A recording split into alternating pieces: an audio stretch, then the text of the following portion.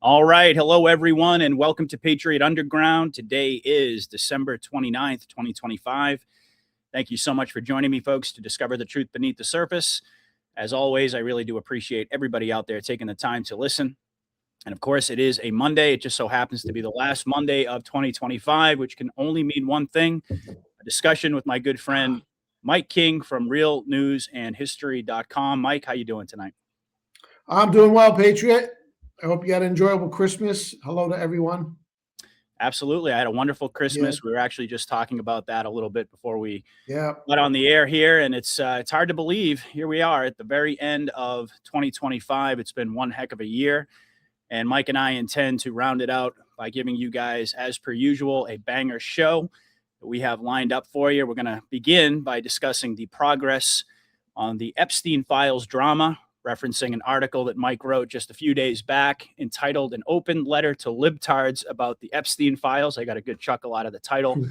I'm sure most of you folks have read the article. We're going to use that as sort of a jumping off point.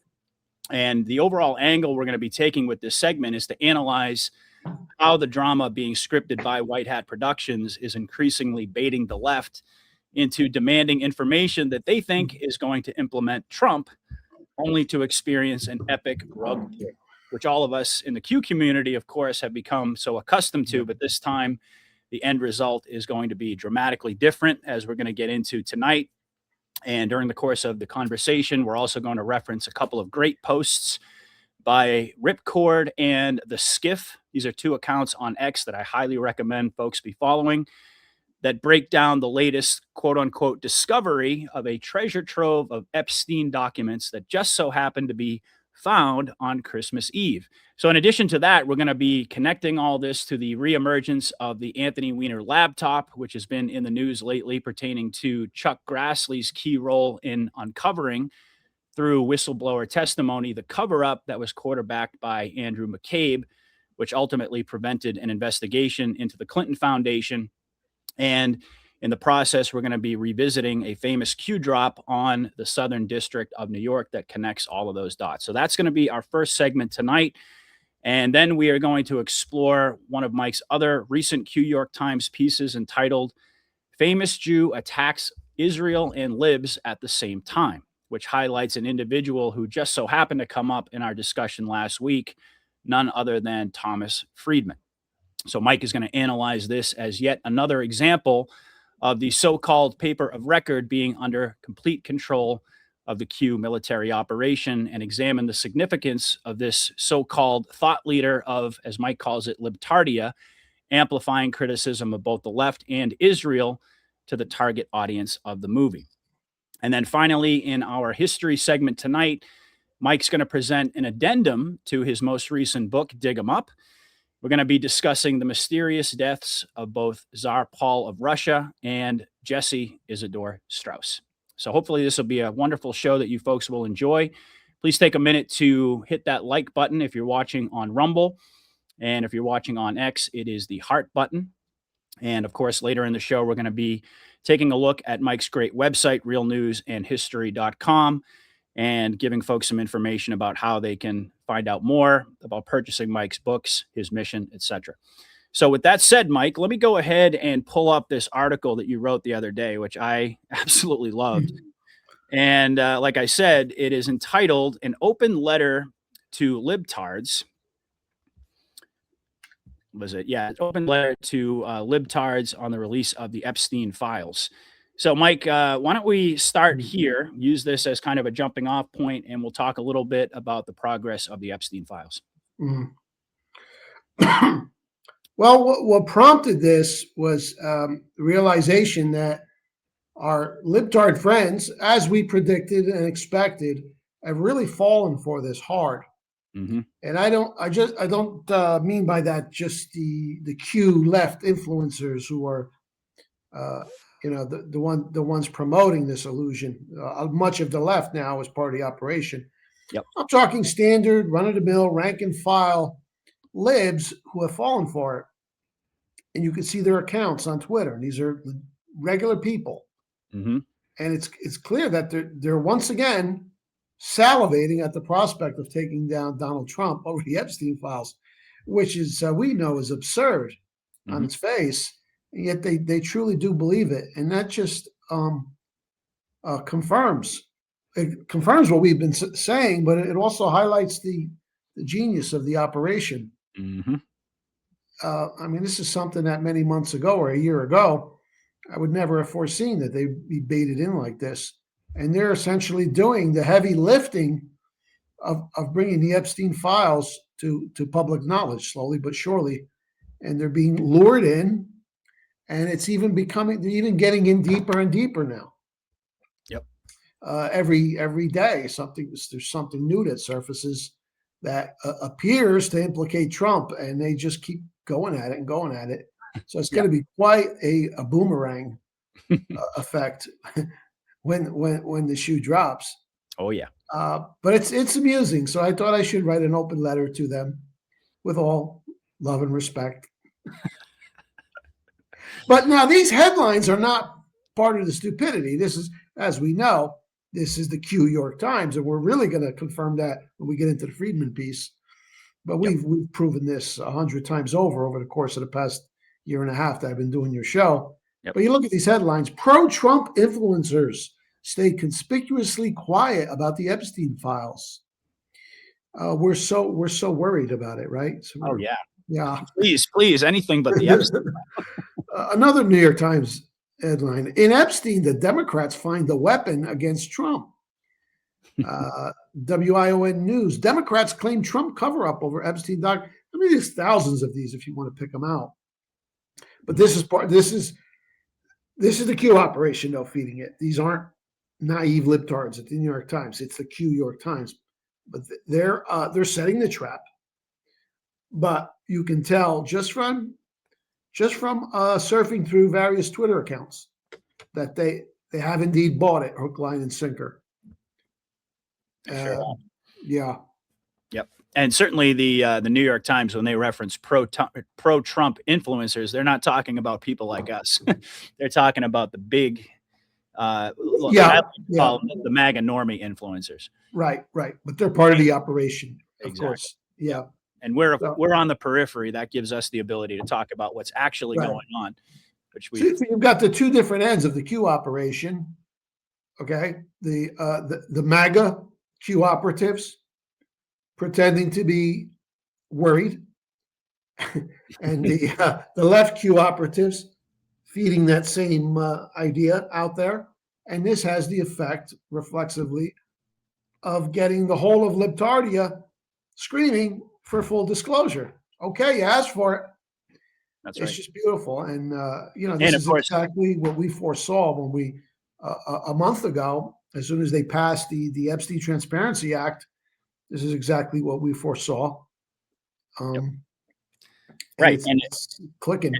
And I would add to that, of course, the pro-Trump influencers who are actually undercover, people like those who are being critical, quote unquote, of Trump, but who are actually on the side of the white hats, which we posited now for a long time. People like Tucker Carlson, Candace Owens, Nick Fuentes, all of these individuals who are stoking the fire, but also pretending to be in opposition to what the Trump administration is doing and the way that they're handling this rollout. So it's a multifaceted fifth generation warfare tactic here. So let's dig into this letter a little bit. I think folks will get a kick out of it.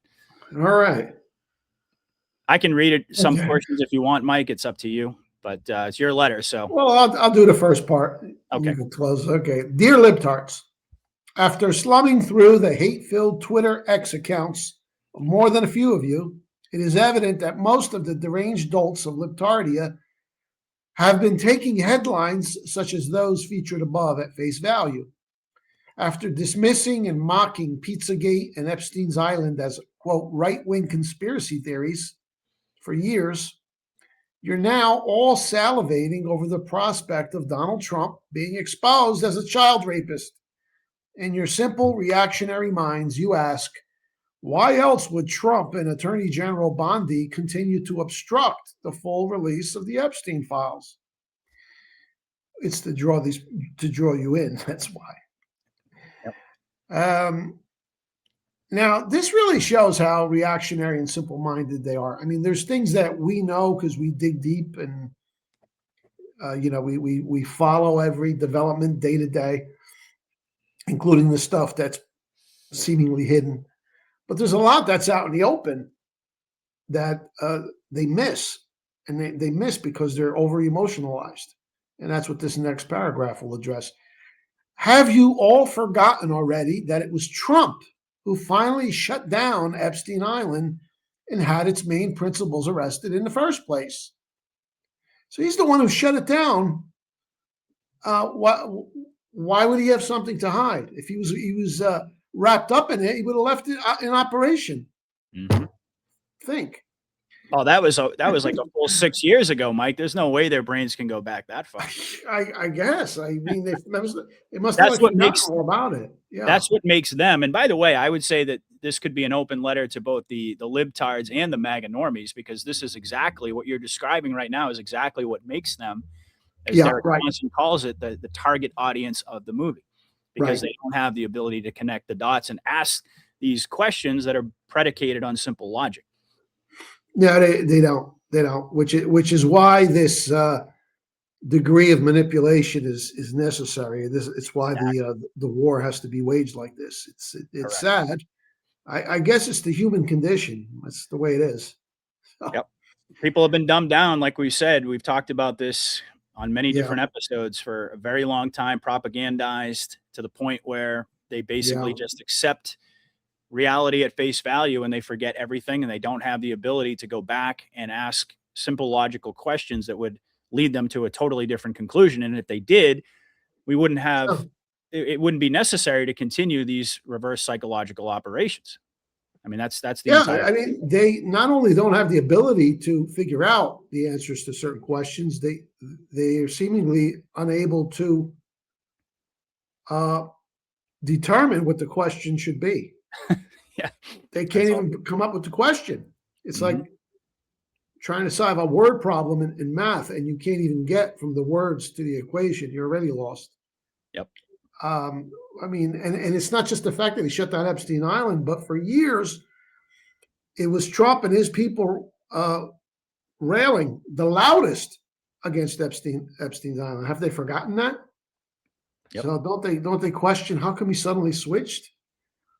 Well, I think you nailed it when you said it in your simple reactionary minds, because that's a perfect example of the way that these people think. Yeah, I mean, it's just playing a game of Burr Rabbit. Yep. Child's game here, and they can't see it. They really can't see it. They will. I hate to break it to you, Libs, but Troll Master Trump deliberately enticed you all into thinking he's hiding something.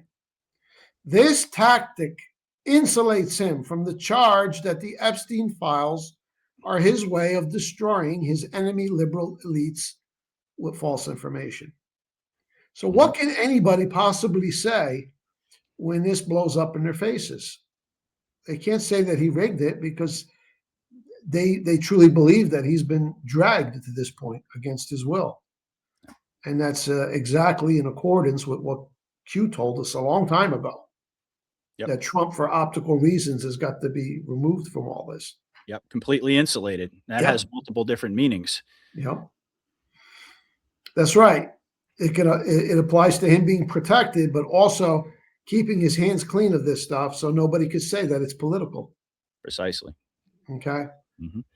In actuality, as you all shall realize soon enough, the damning data contained in the files will, in due time and in drip fashion, thoroughly destroy the likes of Obama, Hillary, Oprah, Tom Hanks, and whole boatloads of your Marxist favorites from the interlocking worlds of politics, entertainment, media, and quackademia.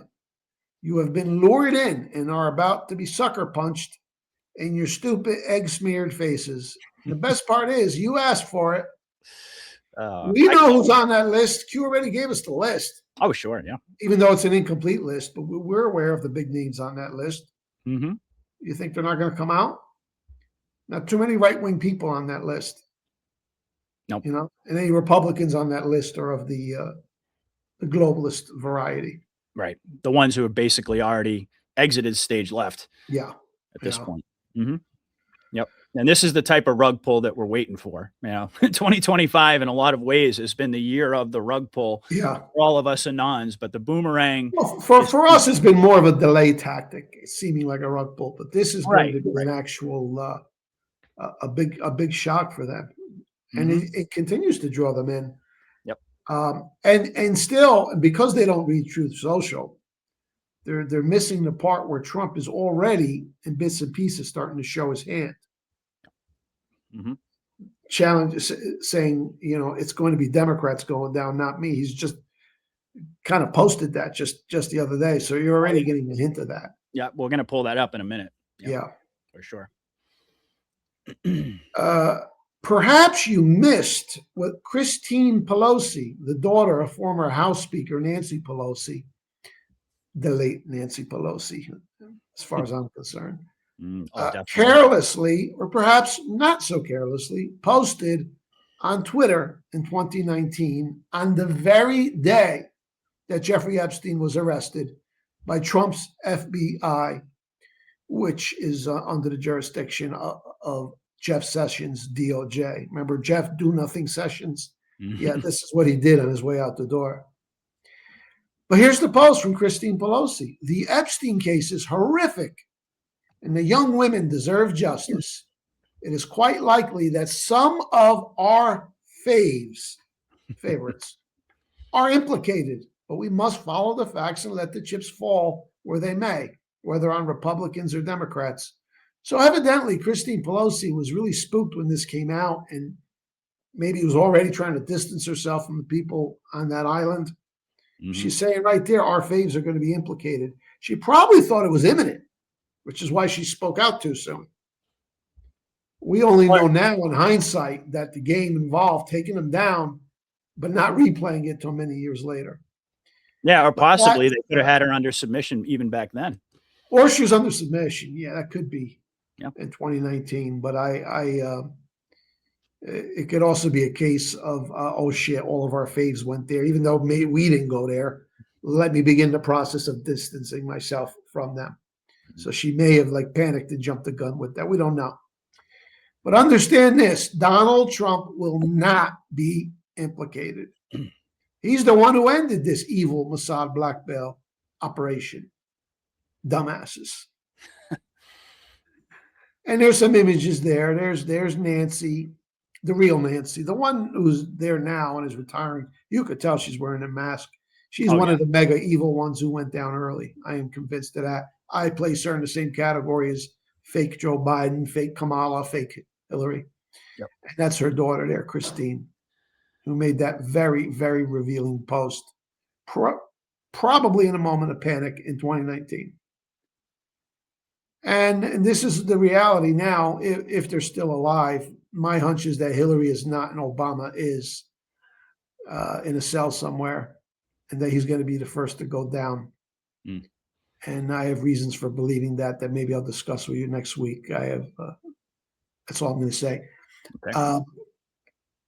And here's Trump, the master troll. Okay. It's so obvious, at least to us, the game he's playing, but the disconnect between ourselves and MAGA normie as well as libtardia is just growing bigger and bigger. Sure is. But the good thing is I really believe now that those people in our world who are on the fence a little bit, they got to be seeing this by now. This is a total setup. Yep. Oh, absolutely. Absolutely. Yeah. And we've also made the point several times in the past, but it's worth reminding folks that the whole purpose of this operation was never to get the libtards and the MAGA normies to convert into Anons. That actually was counterproductive. That would have been counterproductive because the optics at that point wouldn't work. In other words, the Q team doesn't want the general public to be aware that there's a military operation going on, at least at this stage. I mean, we've debated in the past, on the other side of the storm, whether there's going to be some sort of a declassification of the fact that there was a military operation in order to really enhance the truth and reconciliation period and explain to folks what actually they've been witnessing over several years. But prior to that, they don't want that. You've made the point several times Yeah. that Q team knew that there were going to be a certain core of individuals, myself and you and others included, everybody watching this program tonight, who were going to be onto this, but that was ultimately where the way that they wanted to keep it for tactical reasons. So even though we bemoan the unbelievable lack of logic and reasoning in the reactionary minds of these people, Yeah. the operation was never designed to convert them fully into anons, but rather to gradually begin that process of getting them to open up their minds and seed all of these different narratives. So when the booms actually happen, they will be mentally prepared, or at least as mentally prepared as possible to be able to accept these realities. And then once everything comes out, it's going to be our job to basically walk all of the Yeah. normies through this process, which is That's right. And and I've always believed that the reason they cut off the Q posts is to kind of put a lid on it. It's like, okay, that's enough. Enough of you people know. Yep, If exactly. many people know, then it's no longer a secret military operation that we've blown our cover.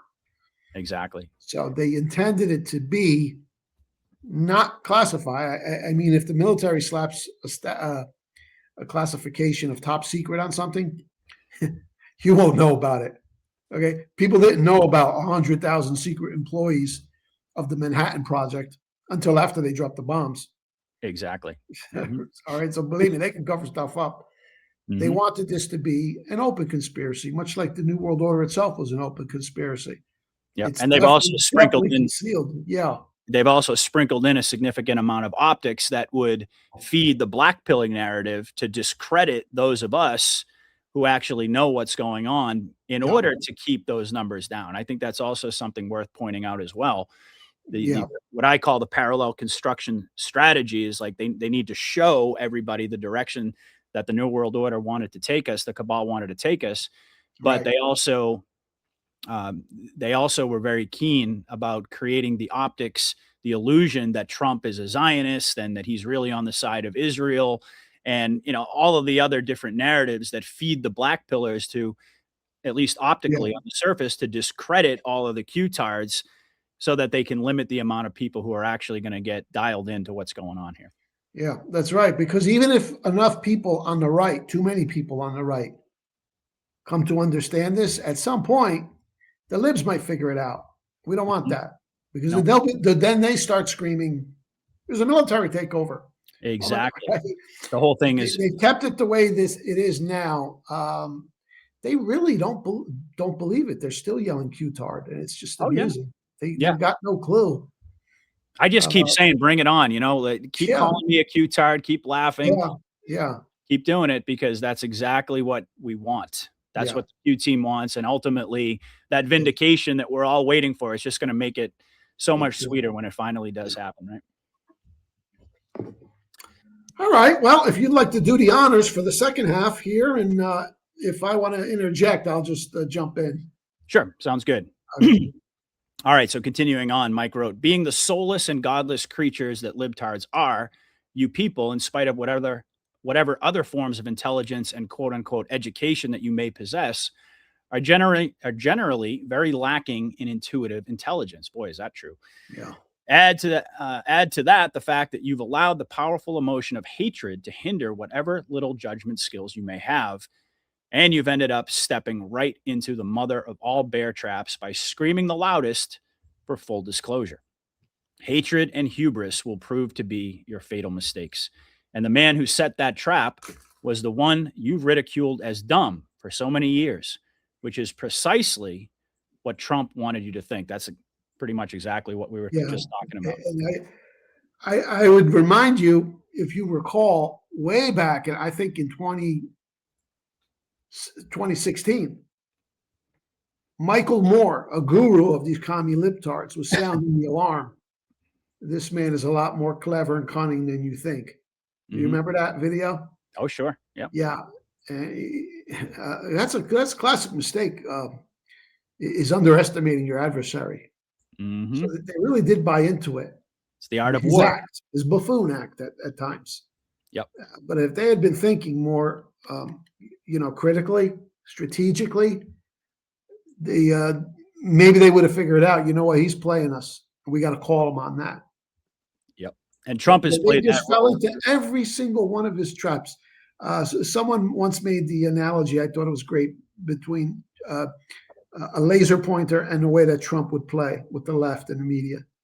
Mm-hmm. The same way one would with a laser pointer with a cat, just make Yep. them run across the street, Yep.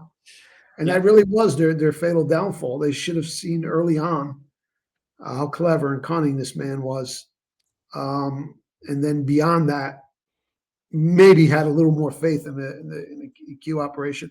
Although I think the big deep staters knew what was going on. Of course, Mm-hmm.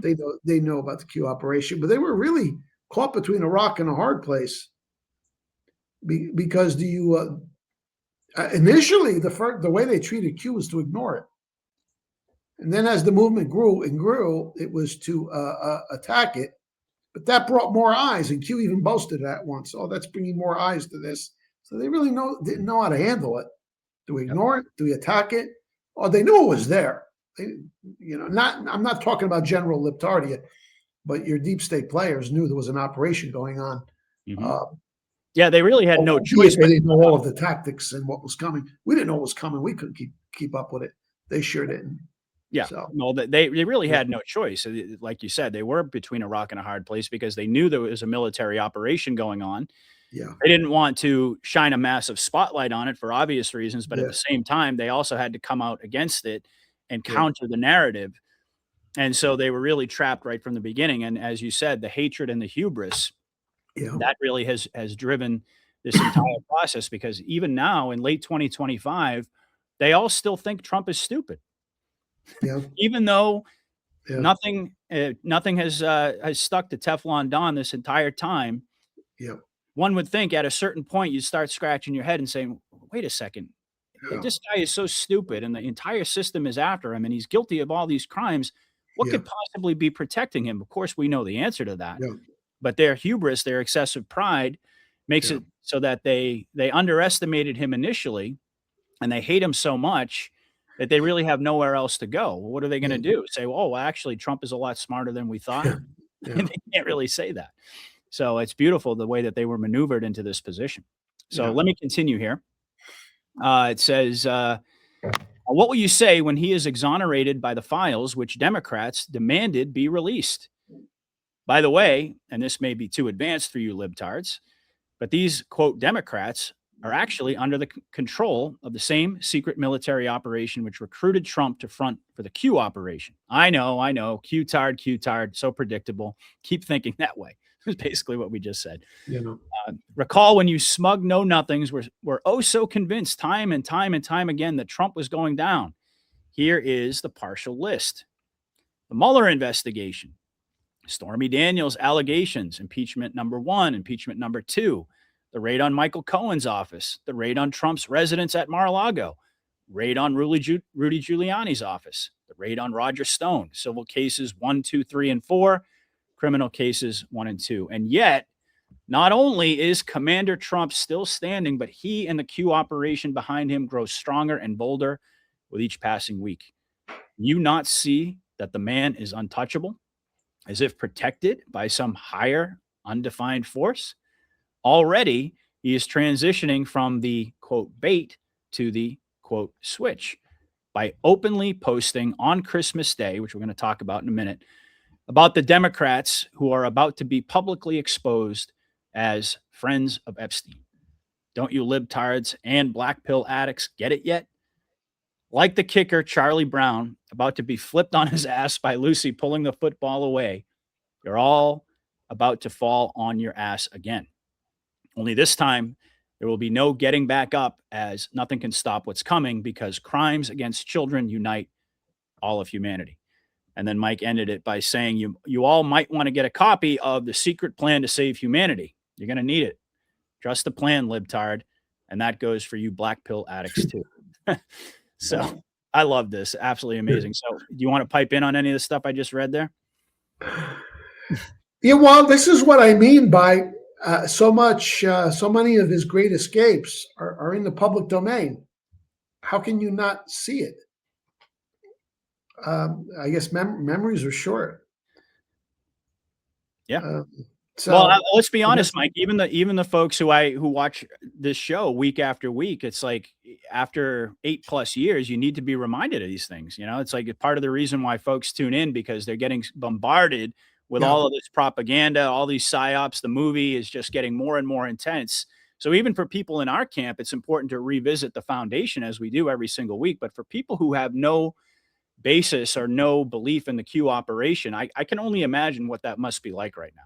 What the yeah, world, the way that they must be interpreting everything that's happening in the world is just pure chaos.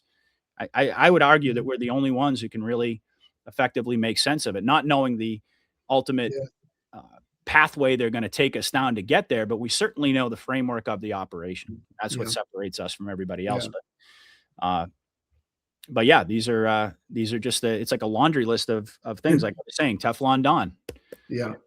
nothing sticks. So, all right. So All right, we got some images down there just to kind of take a stroll down memory lane, and this is always good, even for seasoned add-ons, because when you put it all together in one place, I mean, things that transpire over a period of 7, 8, 9 years, they lose the effect. But when you put it all in one place cumulatively, and this really hammers home what we're saying here. precisely, yeah. Let's just take a look at a few images here. Daily News, front page: Trump's worst nightmare. The presidency is under threat. Special counsel takes probe campaign. It was Trump who hired the ex-Marine Mueller, so nothing came of that. I Hmm. shouldn't say nothing came of it. Tony Podesta was destroyed because of it, and God knows what other information was injected into the system. How do you legally And inject evidence? Stormy, there's Stormy Daniels. Get the name Stormy. This is an invented character. Total white hat. And she appears on the scene just a few weeks after Trump said, "You know what this is?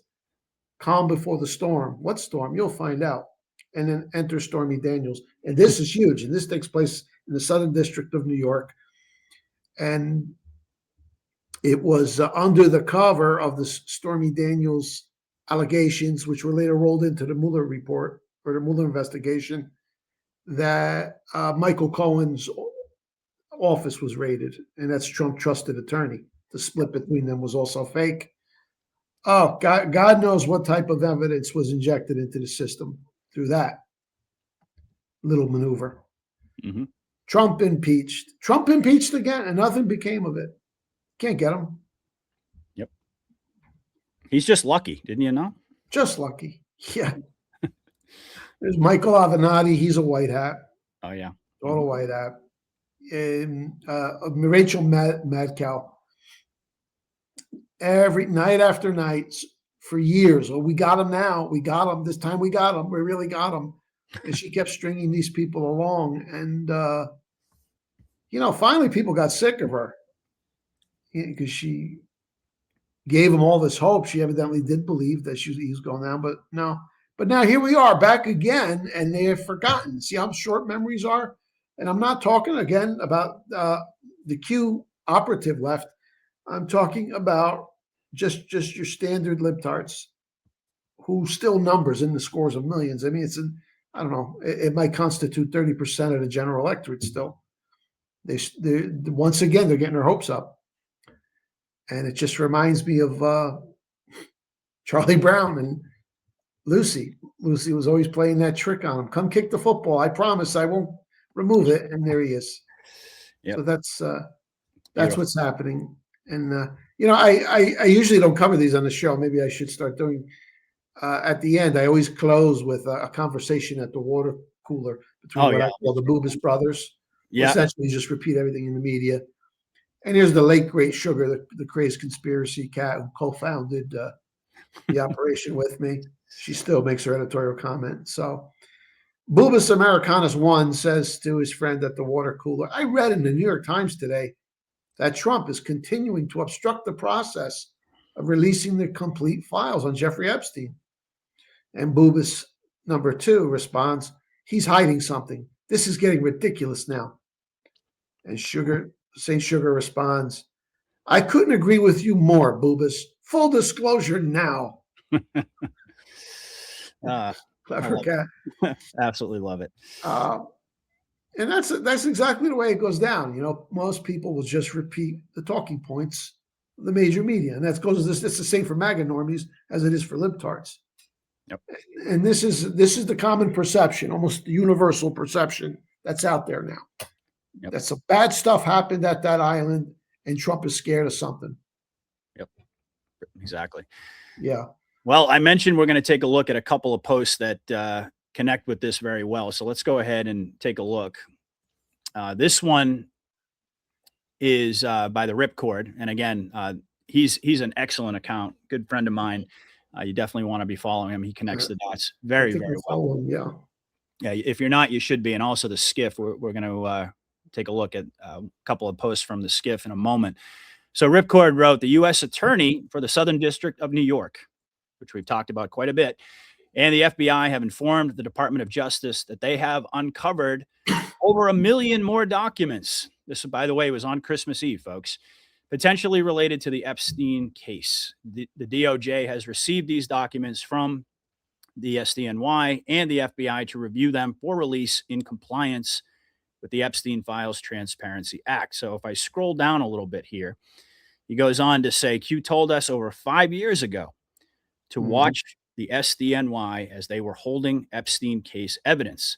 This is just another proof that Q was real information. This was a real information dissemination operation meant to clue us in to what was/is happening behind the scenes. And he says at this point, the people who deny Q, this is tied into what we were just talking about, who deny that Q is legit are either uninformed or straight out lying to you for an unknown reason. Start questioning the reason. So down here we have side by side, or he highlighted the tweet that was put out by the DOJ, which reads at the beginning, the U.S. Attorney for the Southern District of New York and the FBI have informed the DOJ that they have uncovered over 1 million more documents. They just found them, Mike. They keep finding all these documents. It's amazing, isn't it? Potentially related to Jeffrey Epstein. And then, of course, you could see he highlighted the Southern District of New York. And how many times have we talked about Q Drop 4484? SDNY, the importance of SDNY control.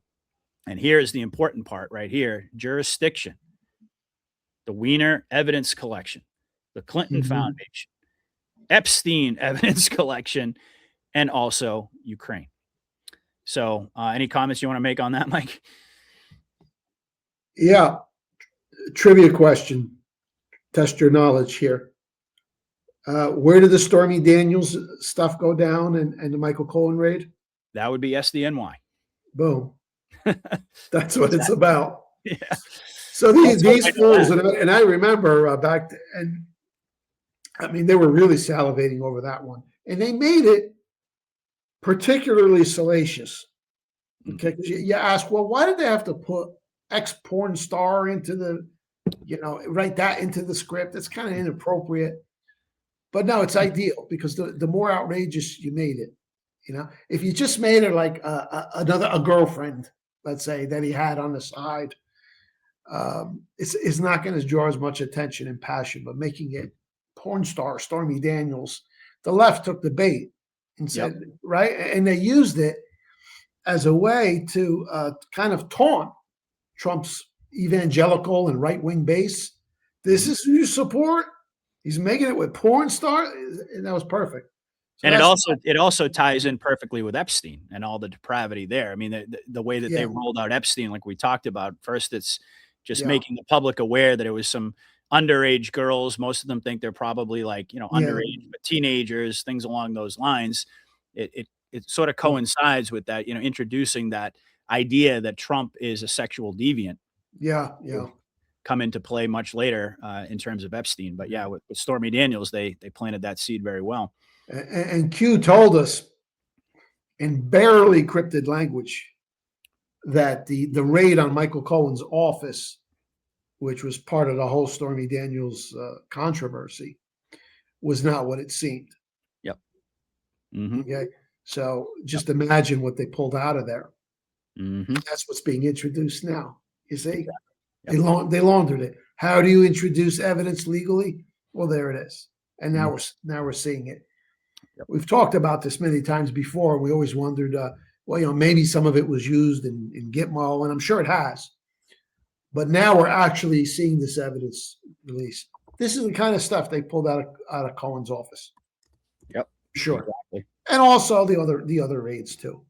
But that's what all of those raids and investigations and fake civil trial, all of it was about this.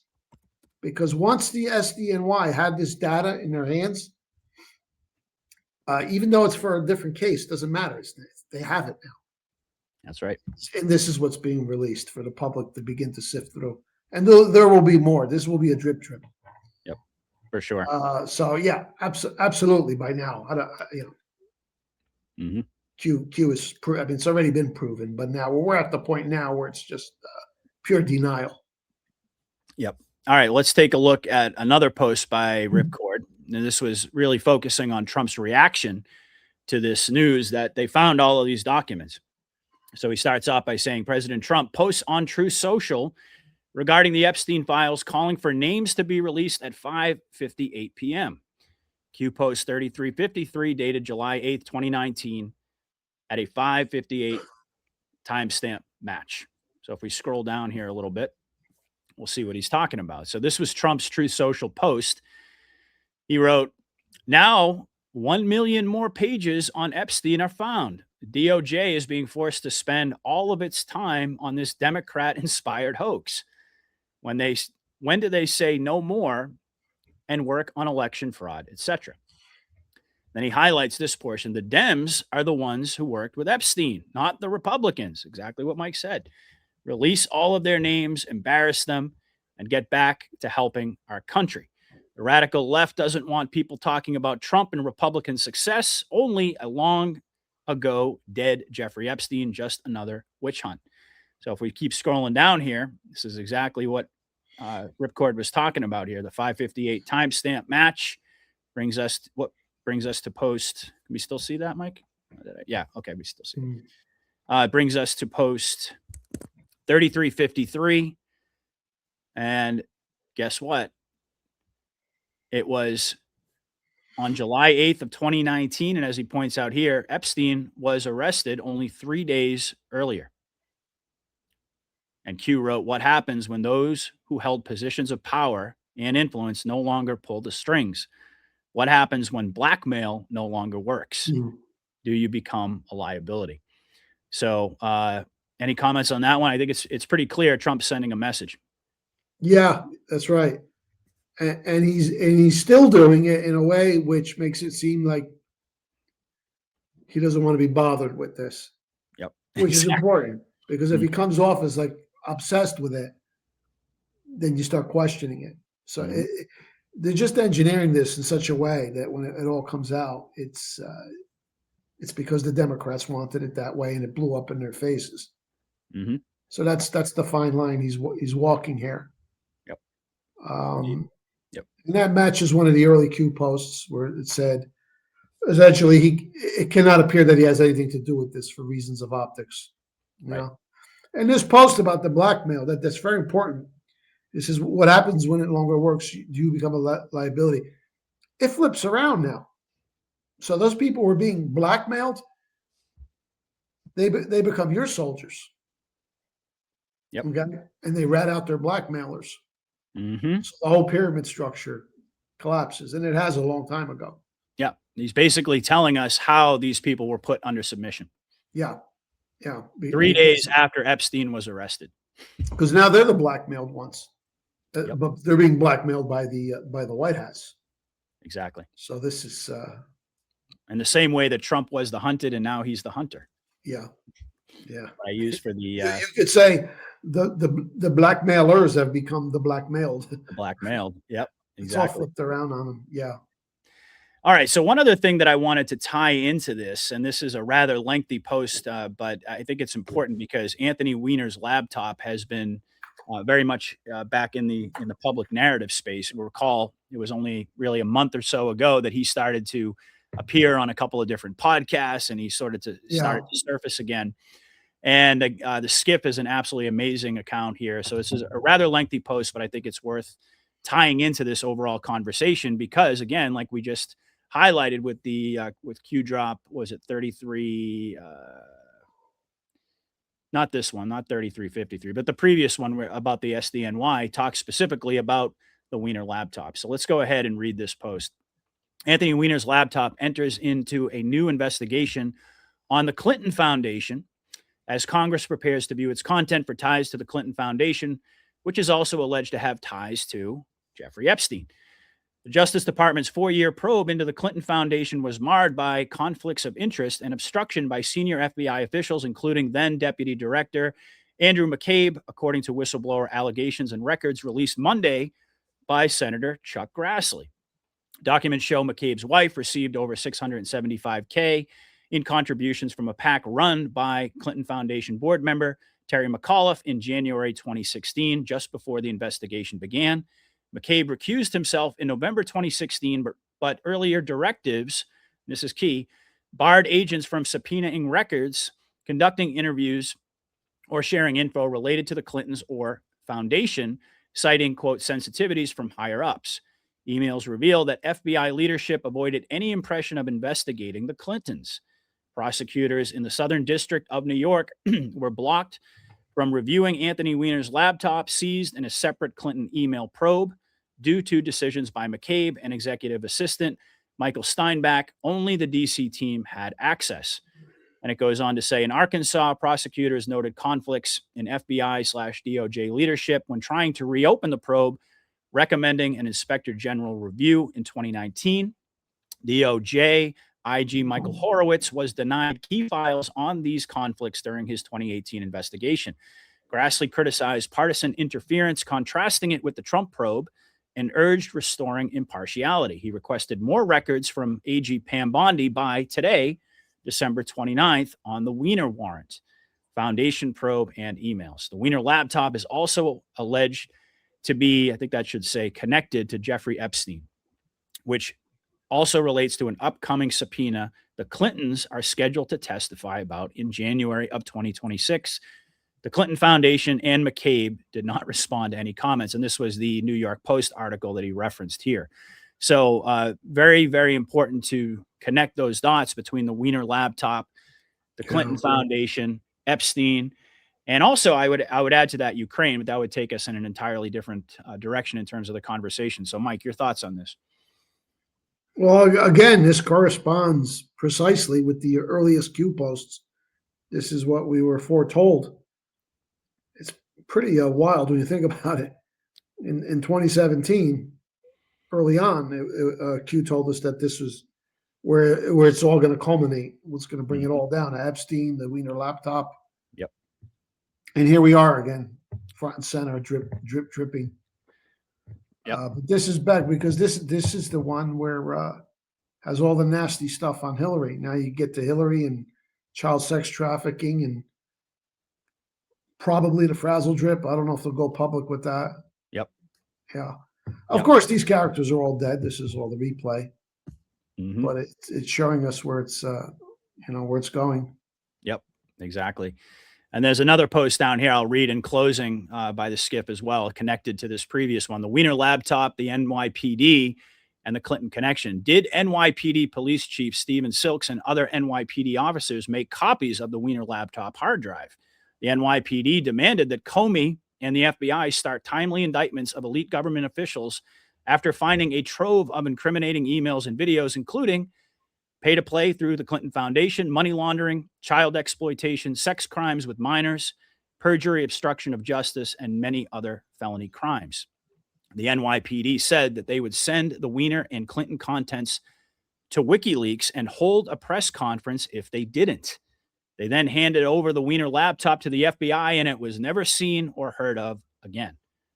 And he goes on to question, is this why over 9 NYPD cops, this is in reference to Frazzle Drip, of course, we've heard this story, including Chief Silks, all coincidentally passed away with self-inflicted gunshots to the head over a very short period of time.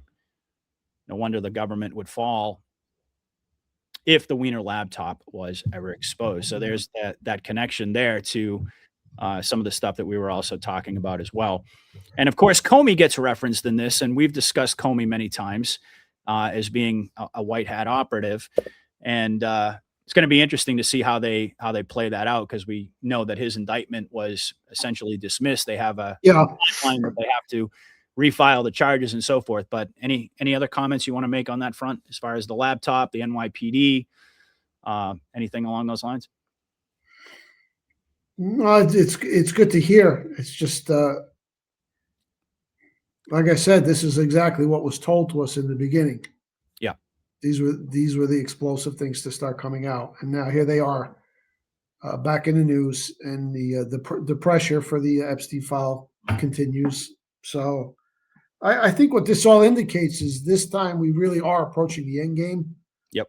And maybe that the 250th anniversary of the Republic that's coming up is some kind of target date to have everything wrapped up by then, and we're in celebration mode. We're all praying for that. Right? Mike. We are all Yeah. praying for that. Yeah. No, I agree. I absolutely. I think it would be Yeah. perfect scripting. Let's just put it that way. We've referenced the arc that was on Trump's desk, Yeah. sort of perhaps a little foreshadowing about the fact that we hope. I shouldn't say the fact, Yeah. but the possibility that they could be wrapping this up. But the 250th anniversary of the Republic, 2026, seems like a perfect time. And with all this rapid acceleration, I mean, the timing is absolutely perfect. I mean, the Clintons are back in the spotlight. The Wiener laptop is back in the spotlight. The Epstein is on the front burner. All of this stuff seems to be coming to a boil. Yeah. They keep these people in front of us. I mean, Huma and Soros Jr. got married a few months ago. Remember that one? Yep. Yeah. They make it so nobody can forget. That was all fake. Yeah. And they keep keeping these people in front of us. Yep. So what I do believe is that once the dam breaks, everything is going to come very quickly. Yep.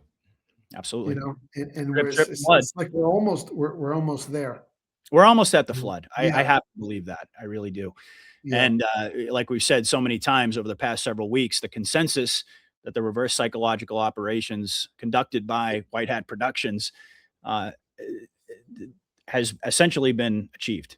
We've got 90% of people in some polls saying that they're basically demanding that this information be released. Right. And all of it seems to be coming to a boil at the same time. So fantastic. Right. We're at a point now that nothing could be linked to any type of Trump trick or vendetta. Right. Okay. And that was critical to structure it that way. We're definitely there now. So, yep. And that's something we couldn't have foreseen. Now that here we are at the end of 2025, and you referenced this a bit earlier, we never could have foreseen this tactic playing out if we went back to January. You know, the idea was, the floodgates are just going to open up. Trump is signaling he's going to release all this information.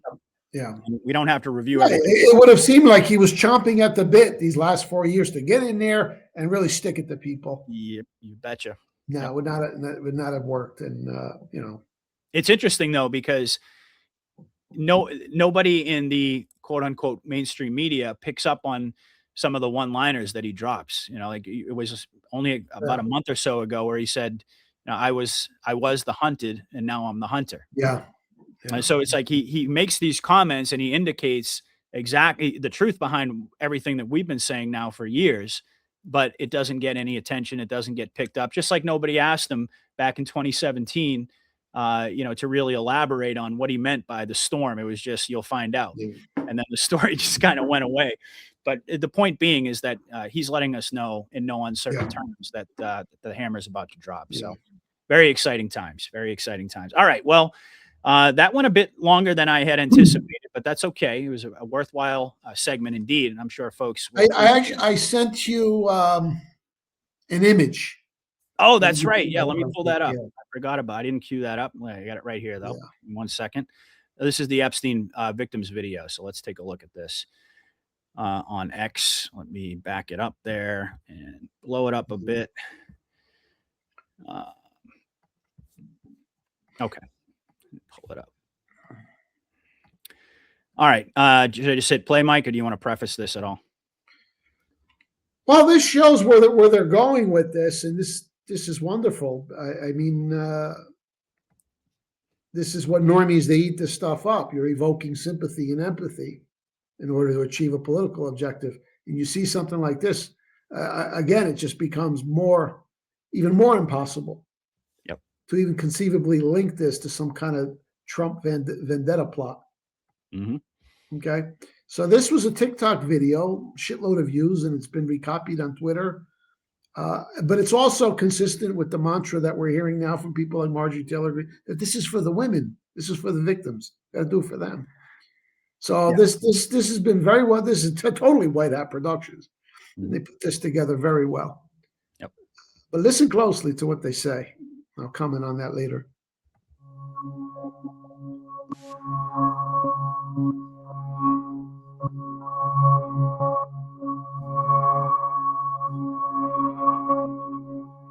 I suffered so much pain. So much pain. So much pain. I suffered so much pain. I was 14 years old. I was 16 years old. I was 16. 17. 14 years old. This is me. This was me. This is me. When I met Jeffrey Epstein. This is me when I met Jeffrey Epstein.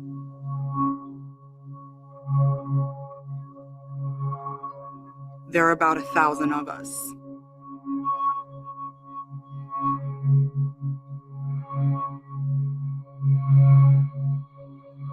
It's time to bring the secrets out of the shadows. It's time to shine a light into the darkness.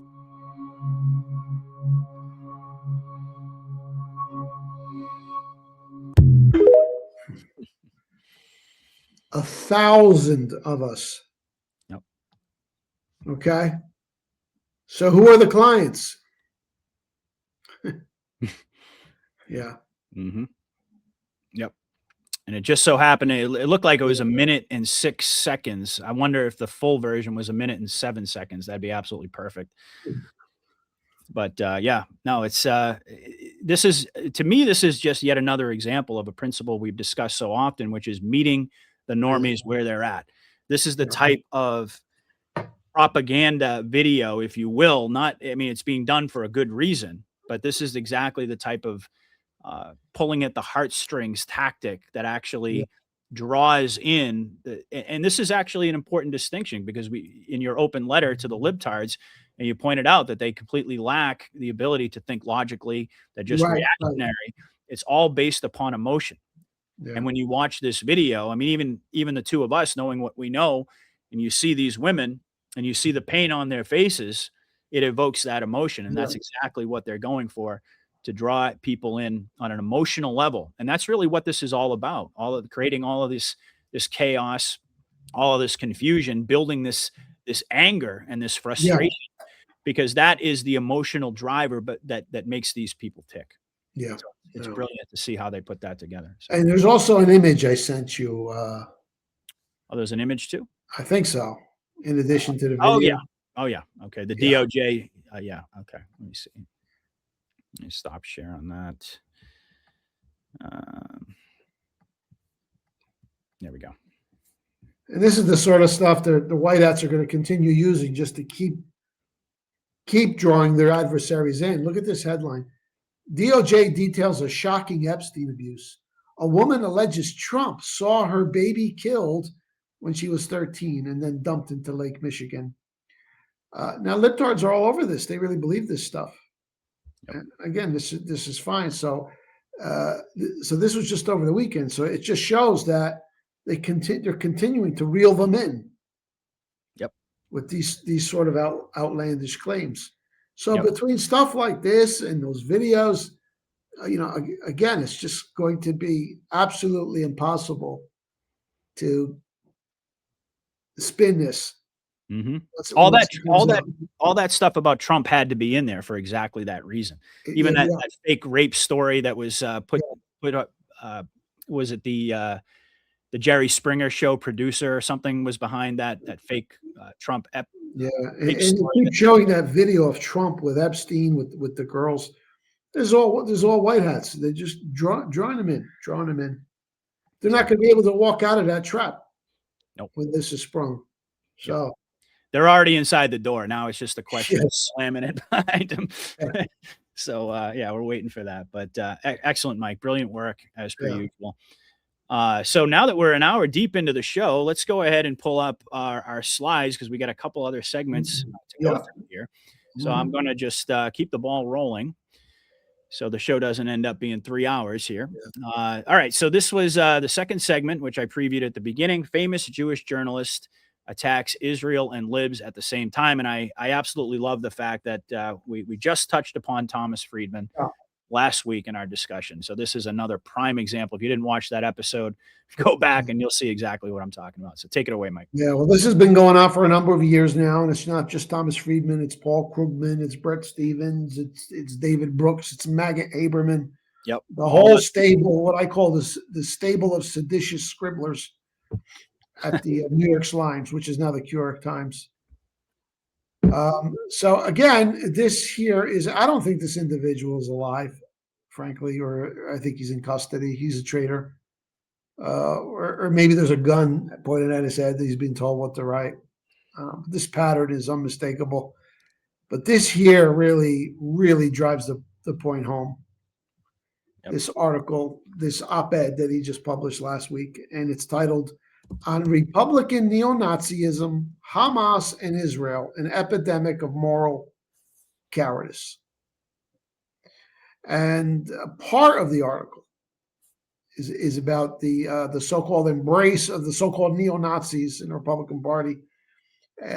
He's talking about some of the things that Tucker Carlson has been saying, and Nick Fuentes, right? Candace Owens. Yep. And he says that they have the Republican Party has a neo-Nazi problem. So this is the hook. It's the hook. Yep. That's the hook. Mm-hmm. But let's explain now. Well, go to the next panel. I'm going to explain what the white hat scriptwriters are doing here. Now, there's Thomas Friedman, and it's you can't really exaggerate the extent of his influence on so-called libtard intellectuals. Okay, because it's the New York Times, and he's probably, along with Krugman, the most respected, esteemed of all of them at the New York Times. He's been around a long time. Pulitzer Prize winner. He's a gadfly on a lot of the TV news programs, especially like on PBS. So he's a thought leader. So he's the type of character that libtard intellectuals fancy themselves as thinkers, but they're not. They go to people like this and they just kind of regurgitate what he says. Exactly. All right. So he's a big time. Krugman was like the economic guru, and this guy's he's more economics. This guy is more the geopolitics and the domestic. Right. They're always being quoted. Thomas Friedman says, one of those characters. Mm-hmm. So to the extent that he's able to influence other people of influence, this is a very powerful operative. And I don't know, he's been putting his bullshit out for 30, 40 years at least. Mm-hmm. Okay. All right. Which is why an op-ed like this, which I'm about to get into, is really so important, so significant. Yep. Now, this is the game of capturing the media, and again, I want to always address an objection or concern that comes up frequently. I'm asked by people, how can you say that the media is under control? They're still liberal, still propaganda. I don't see it. You're not supposed to really see it. You have to read between the lines, be a little astute. Mm-hmm. The game involves subtle dissemination of certain bits of information and the concealment of others, all while maintaining a superficial appearance of the same old standard libtard slop. The street cred. You can't just have the New York Times come out sounding like Mike King. Well, forget about Mike King, but even like Fox News, it just wouldn't make sense. Right. So they have to keep that illusion. Yep. It's the little tidbits they drop in there. Right. And then, of course, the concealment of the Q operation. Pretend that's not even there. Right. So it's a very subtle game. And when we get into this article, I think you'll appreciate that better. All right. So I wrote this piece in a form of a line-by-line rebuttal of many of the key elements. It's a very long piece, actually. I don't rebut every line, but I pulled out the most important ones. So Friedman, and I have his name in quote marks there. I don't think it's him. If it is him, he's under duress, that's for sure. Well, whoever it is, it's White Hat Productions. We'll call it quote-unquote Friedman. So quote-unquote Friedman says, I write today about an epidemic. It's not biological. It's an epidemic of cowardly, immoral, and unprincipled decisions by leaders across the political spectrum. And my analysis of that line is that's a very strong opening. That's the first sentence. So he grabs the attention right from the beginning. And he's going to talk about some nasty people, apparently.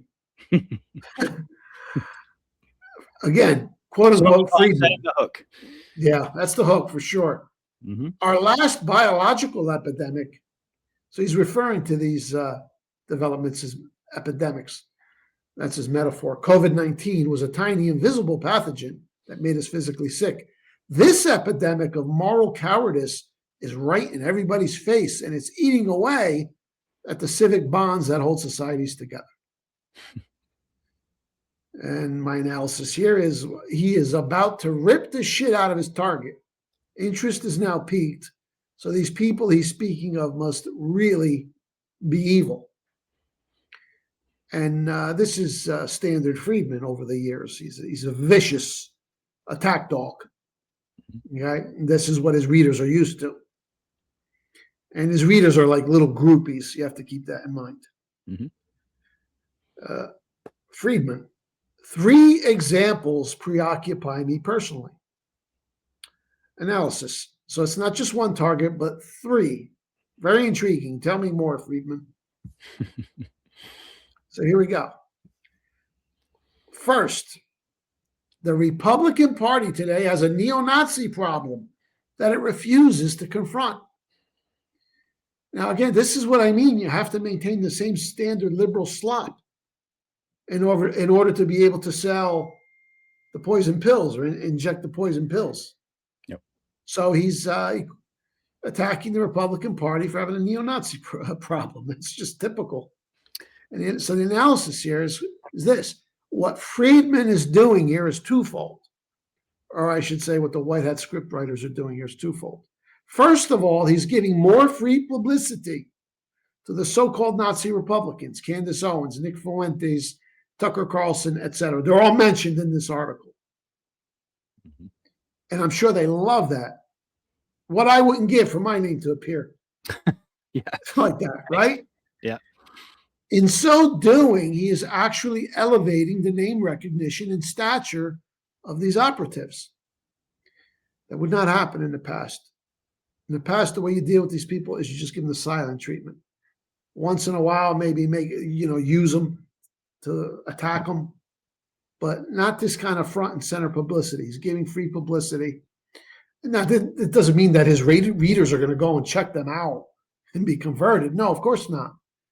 But the more you see the left invoking the names of these individuals, which they constantly are, it elevates their stature. Yep. And I would argue that some of the readers might actually, just to see how nasty these Nazi Republicans really are. And who knows, maybe they'll stumble across something that will trigger a thought. No, that'll happen with a small minority for sure. That's how it happens a lot of times. So let me check these people out. Yep. And then you see someone like a Tucker Carlson or Candace Owens, Yeah. But in any event, there's the old adage, there's no such thing as bad publicity. So Thank you for the free publicity for these Q operative truthers. Now, secondly, because the left-center normies who read Friedman really, really hate and fear the Nazis, then the next 2 groups that he's about to attack must also really, really, really be evil. So this is where the black pill comes in. So this is where the sucker punch comes. Mm-hmm. 3 groups, they're so evil, one as bad as the other. First one is the Nazis. All right, that's the setup. Secondly, Friedman, the progressive left today has a pro-Hamas problem that it refuses to confront. So he's just equated the progressive left with the Nazis. That doesn't matter what he says about the Nazis because his audience already hates them. Yep. So the analysis is this, boom, lib legend Friedman just dropped the bomb on the progressive left for supporting Hamas. That's a major black pill for progressive Jewish voters and donors. Now, they won't exactly flock to the banners of Trump's GOP now, but the progressive left's embrace of Hamas, quote unquote, anti-Semitism, has opened and continues to exacerbate a serious schism within the D party. That's by design of the Q operation and its agents embedded within the ranks of Libtardia. Divide and conquer. Who's group 3? So we've talked about this on your show many times. These left-wing mobs out there who are condemning Israel and flirting with anti-Semitism and pro-Hamas. That's all Q operatives. Those are Q operatives running that. Mm-hmm. The rank and file who join in later on, they don't know what's going on. So this is a very big schism that's happened on the left, and it's total divide and conquer. Yeah, all by design. Yeah, all by design. So there we have it. All right, so we've got the second group. So who is group number 3? Group number 3, Friedman. And the Jewish people in Israel have a radical Jewish settler problem that they refuse to confront. Boom. Now he just shit on the radical Jewish settlers. That's BBC and Yahoo's crowd. As being, and oh, by the way, Friedman has been absolutely vicious in his frequent attacks on Satan Yahoo. Yep. That adds more context to that. As being problematic for, quote, the Jewish people and the shitty little state. This blast coming from a highly respected Jewish journalist feeds another engineered schism, and this is among the Jews themselves. Yep. So he's equating the Likud and the libtards with the Nazis. Let that sink in. Yeah, or better yet, let that sink in on all of his readers. Yeah, yeah. And well, I would love to say that this is unprecedented is an understatement. Because let me tell you, in years past, you could make like a little cosmetic critique of Israel just to maintain an illusion of objectivity. You can't say shit like this. Are you kidding me? The AIPAC would come down on you. Your Jewish advertisers would pull their funding from the New York Times. Doesn't matter that it's Jewish owned. I know that for a fact.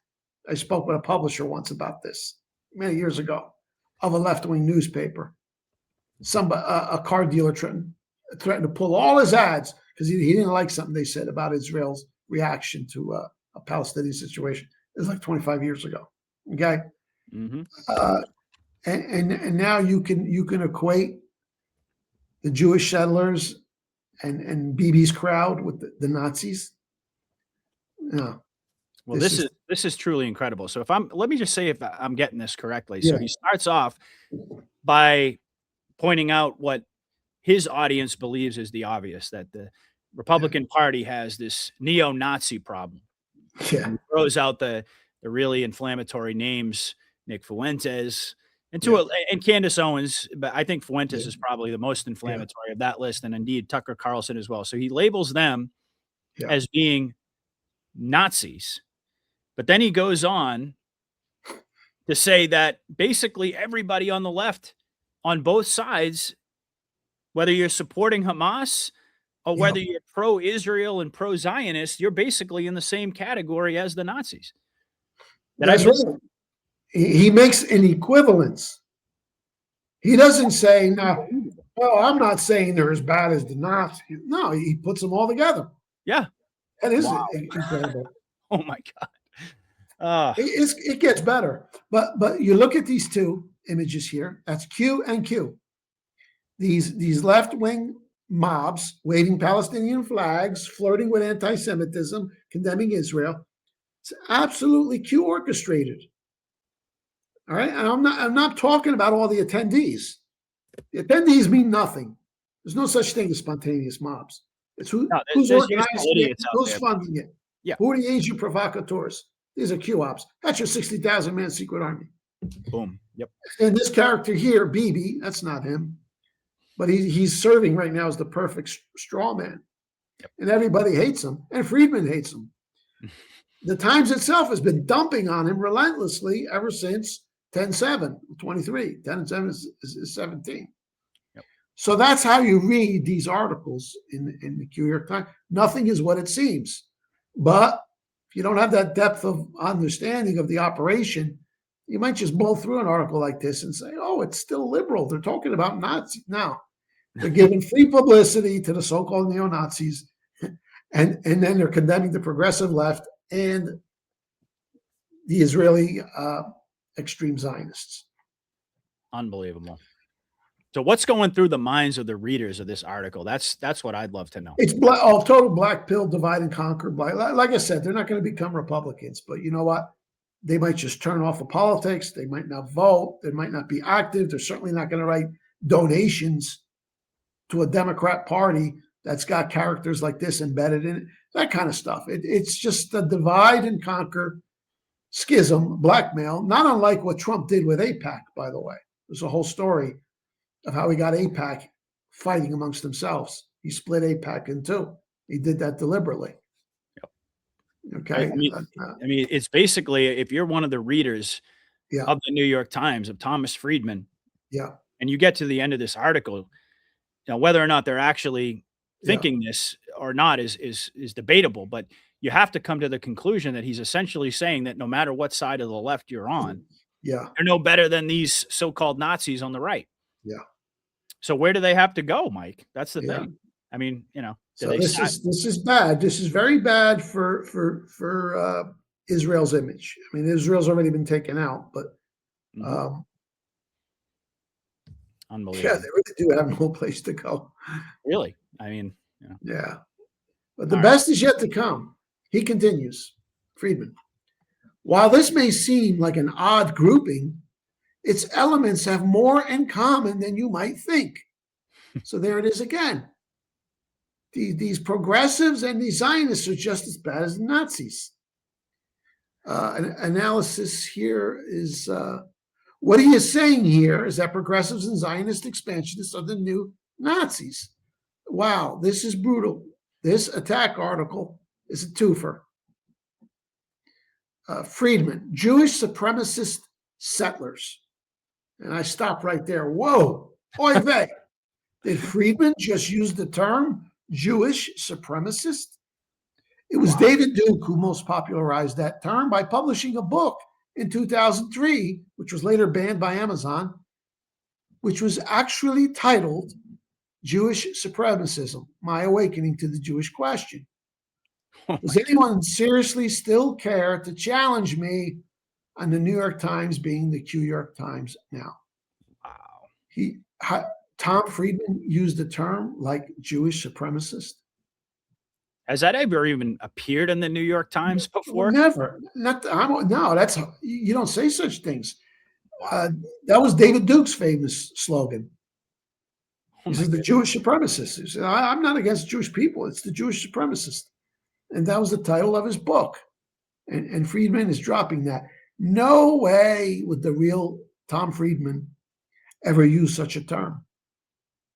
I think we can all agree on that. I mean, that's not even debatable. No, it's too explosive. And why isn't where's AIPAC? Where's the AD? They're all gone. They'll be tearing that building apart by now. Yep. Friedman continues, and those in the Israeli government who support them use Hamas's savagery as a moral permission slip for their own lawless marauding against the Palestinians. Lawless marauding against Palestinians. Oy vey. Where's the ADL when you need them? Well, answer, it's the QDL now. This is amazing. Yeah, so he's taken the two extremes and he's using one to destroy the progressives and the other one, the ultra-Zionists. This might be one of the most compelling Q York Times pieces that you've done, Mike. Honestly, I don't even think people can argue with this. This one even surprised me with the term Jewish supremacism. That really struck me. I never even thought they'd go that far. I mean, grouping the three groups, the three together is well, even that, yeah. That's shocking. But that's to use true. that terminology, that is huge, and even that is something I would not have expected. Because even though he's been attacking progressives and Zionists for the last couple of years like this, he just took it to a whole new level by making an equivalence with the Nazis. It's incredible. Jewish supremacists. Yeah. He's essentially saying Jewish supremacists Yeah. and people who are supporting Hamas, all Nazis.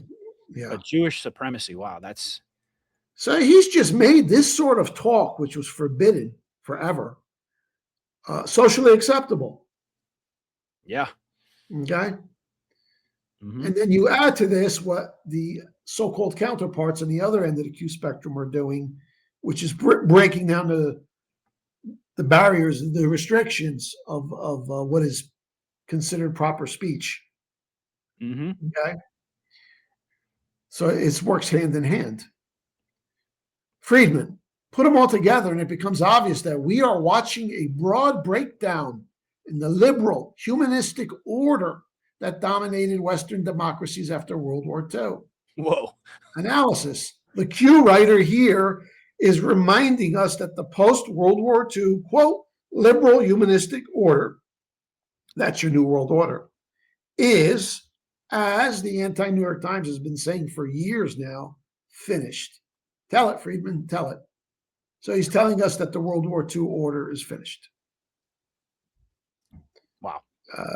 In addition, this is the closing here, in addition to these written tells, as they say in poker parlance, of Friedman's lengthy piece, there's a less obvious clue, which doesn't directly appear in the text, specifically this. Friedman devotes as much ink to bashing Jewish supremacists and progressives as he does to the Republican Nazi problem. I went through the whole article, lengthy article, paragraph by, just to see how many words he allocates to each. It's about equal. Okay, so it's not like an article about the so-called Republican Nazis and then he casually mentions the other two groups. No, he spends a lot of time on each. Again, emphasizing the point that he made that there's no difference between these three. Just the word count. Okay. So the Jewish schisms are widened as we, quote unquote, Republican Nazis, as well as the Jewish question itself, just got a ton of free publicity. Perfect with a Q. Trust the plan. Wow. That is unbelievable, I have to say. I mean, I actually scrolled through a little bit. I got some images on the bottom there. Oh, you got some more images. Yeah. I scrolled through some of this, but I didn't get the full picture until we were actually doing this live. This is so there it is. This is like ground. This is the only man as far as I know, he's the first one who coined the term. He had a book written on it. And he's using the title of David Duke's book, Jewish. That's not even supposed to exist. You don't say such a thing. No, this is if I were assigned the task of impersonating Thomas Friedman and getting certain ideas out there without making people suspicious as to whether or not it's the real Friedman, this is precisely what I would write, what he wrote in this article. Now, wow. No doubt, New York Times, 100%. Yep. And there's no mention of David Duke, I'm assuming, in the article, right? Well, he's old. He's old now. He's no self-awareness though of like you're using the same term that David Duke popularized. That's been an anti-Semitic trope now for decades. Yeah, the whole idea of Jewish supremacism. You even uttered that term. That's instantly anti-Semitic to the to the millionth degree. So this is. But now you could say no. Thomas Friedman talks about it. Right? It's just like Bill Gates saying climate change is no longer a big problem. You see what I mean with these flipping of the chess pieces from white to black to white. You know. Well, what I wouldn't give to be a fly on the wall inside the brain of these people who are actually reading this. Like, what conclusions are they drawing after reading this guy for years and years and years? Suddenly, see him come out and say these types of things. Yeah, I mean, who's going to want to join AIPAC after reading stuff like this for 2.5 years? You know, it's just total. And it's Trump just reiterated himself a couple of weeks ago about AIPAC. He was marveling over it. He said, "What the hell happened to AIPAC? No power. It's amazing." Yeah, they used to be the strongest lobby, the Jewish lobby, and now they're not anymore. But at the same time, he's hugging and kissing Mark Levin and all that. Yeah. and telling everybody he's still fighting for Netanyahu to get his pardon. Of course, he met with him at the Yeah. White House today. So it's Yeah. it's absolutely brilliant the way that they're engineering this. Yeah. Truly And brilliant. it's similar, to the way the Epstein thing is being played. Trump is keeping his hands clean. Yep. So the whole Jewish supremacist New World Order, as well as the Great Israel Project, that whole structure that they carefully built up over the last 100 years is being dismantled and destroyed by the operatives of the Q operation, with Trump at the head of it. And meanwhile, here he is kissing up to some character in a Mark Levin mask. Yep. It's Exactly. perfect. It's perfect. And Yeah. I still, once in a while, will get a worried reader send me an email. Why is Trump doing this? Oh, well, he's with Mark Levin. No, that's perfect. It's perfect. Yep. Keep For as all the far reasons you away from this stuff as possible. Mhm. Okay? Because He the still moment he needs- touches it, you're reactivating that huge chunk of the country, which will always hate him. Mhm. That's the way it is, or not like him. Yep. Okay? So keep him out of it. Well, I this- love it when he kisses Netanyahu's butt. Because it's certainly not doing anything for Israel's image. They're still going down, aren't they? Oh yeah. So where's the harm? No, it's just perfect. Yeah. Yeah. And we've long been talking about 10/7 as being the breaking point.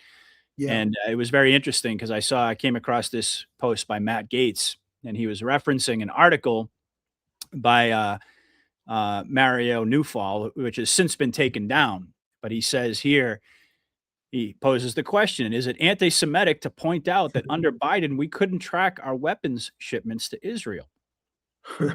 Isn't that interesting? And then you can see my caption up there. And I said, weapons used on 10/7, perhaps.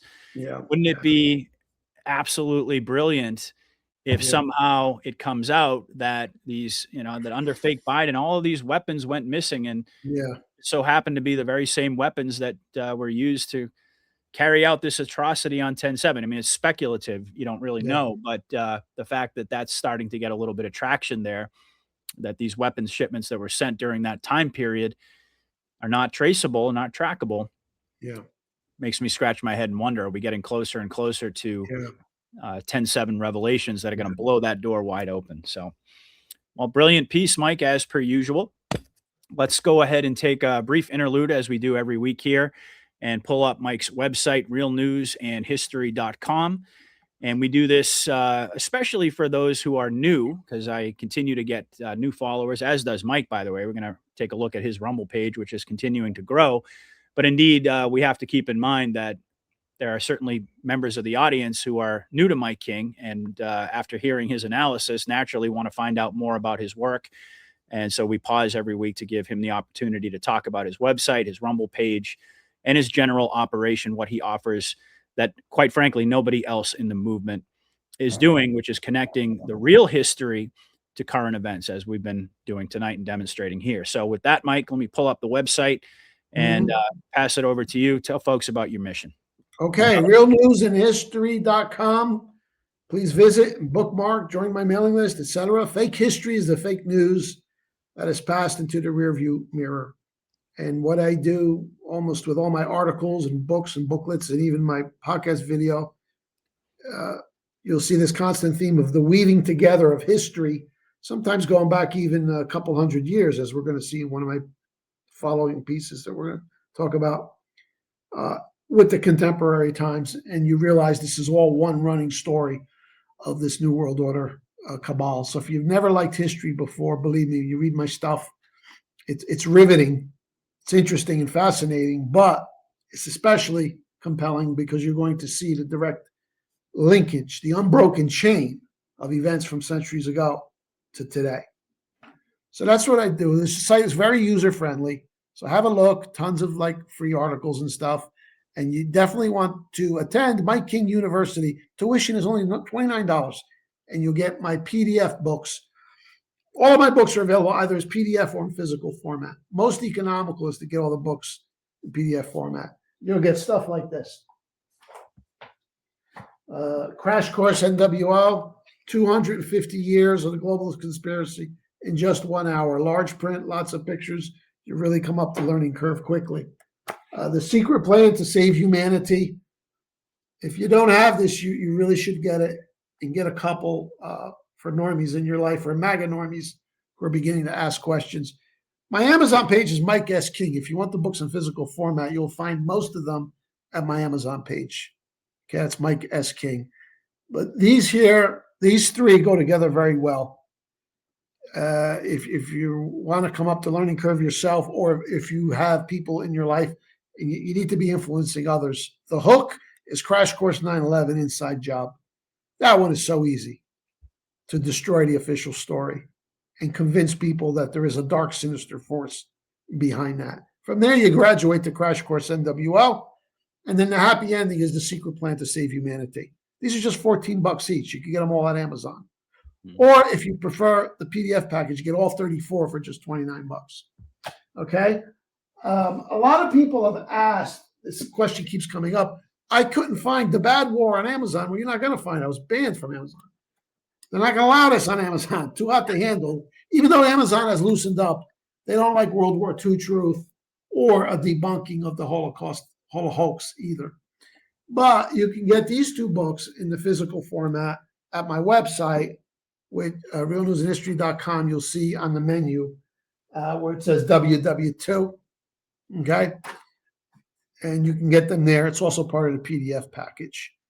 And World War II really is the foundational mythology which defines the modern world. If you really want to understand how we got to where we are now, you've got to understand World War II. And I spend a lot of time in that book talking about World War I, because I like to describe the two wars as World War Part I and World War Part II. It's really the same war with an intermission in between. And is engineered by the cabal for the purpose of destroying the old world and bringing about what did Tom Friedman just say? Post-World War II liberal secular order. He literally said that the new literally said that. I mean, that whoever wrote that might be reading my stuff. I keep saying that. It came out of World War II, this whole New World Order. We certainly know the New World Order was not a conservative-based plan. Yeah. That's obvious on its face, but he literally told his readers that essentially everything that you've bought into and believed in is dead now. And you're a Nazi if you adhering to it. Yeah. Yep. So that's it. That's the website, and that's the Amazon page. And of course, I've got the Rumble channel now, which just went over 23,000 followers. If you're not following me on Rumble, please do so. Do me a favor, will you? Real simple. If you're not a member of Rumble, you join real quick, join for free. Just don't watch the videos. Follow me, because the more I build that follower count, the more these videos go viral. And they really need to, because like you said, this truly is a unique content. I'm not aware of anybody who is almost on a daily basis weaving together history with the news. And the two just enhance each other so much.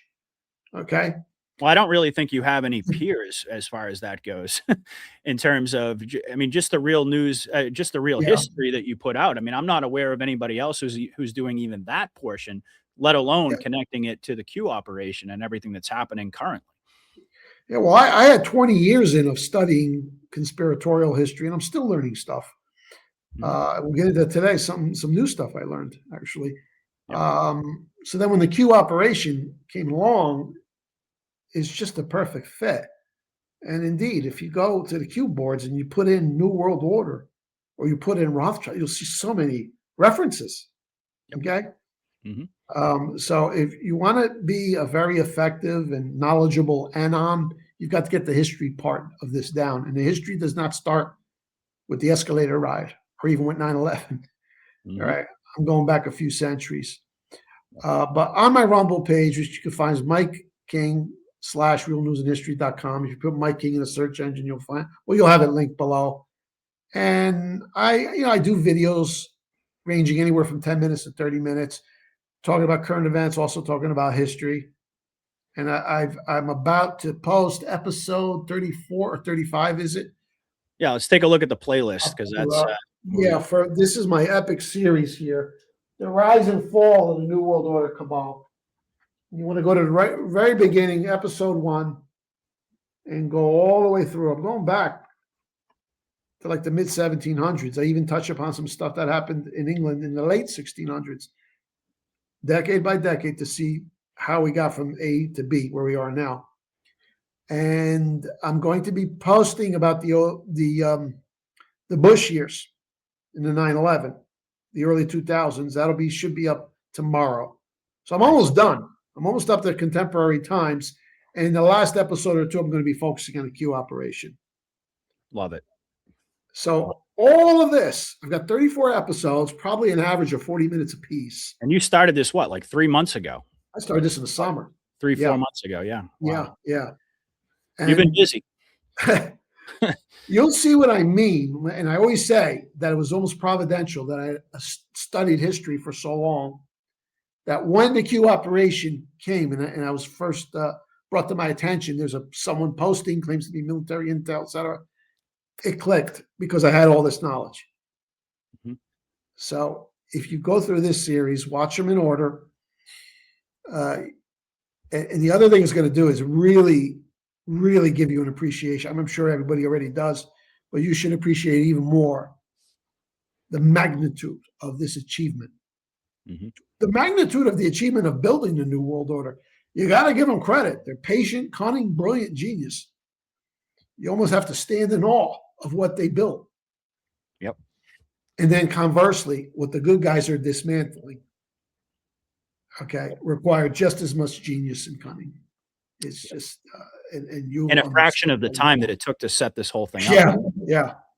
That's another thing that's worth mentioning. Well, it's always easier to implode a building than to erect it, right? Yeah. Even that still takes a bit of engineering. Of course, we know now that you don't have to do that anymore. All you have to do is spread some jet fuel in a match, and you could bring it down buildings into their. Well, to use that metaphor, yeah, they can bring down the building at any point, as we've said many times along the way. The problem is you want to make sure all of the innocent survivors get out of the building before it's demolished. In other words, you want the the society to be able to continue to function. And you don't want to destroy, a bunch of city blocks either. That's right. That's a very, very apt metaphor. Yep. They had to bring this down a certain way, which is why it's taken so long. Yeah, we want truth, disclosure. We want all of those things, but as Q said, not at a cost that we can't recover from. Yeah. So that's the idea. Well, yeah, absolutely, folks. Check out and bookmark Mike's webpage, realnewsandhistory.com. It's a primary source for me, and I know many, many people that I work with. I check it every single day, and what's so great about it is Mike has a knack, just an intuitive ability to get right to the heart of the matter, to draw you in.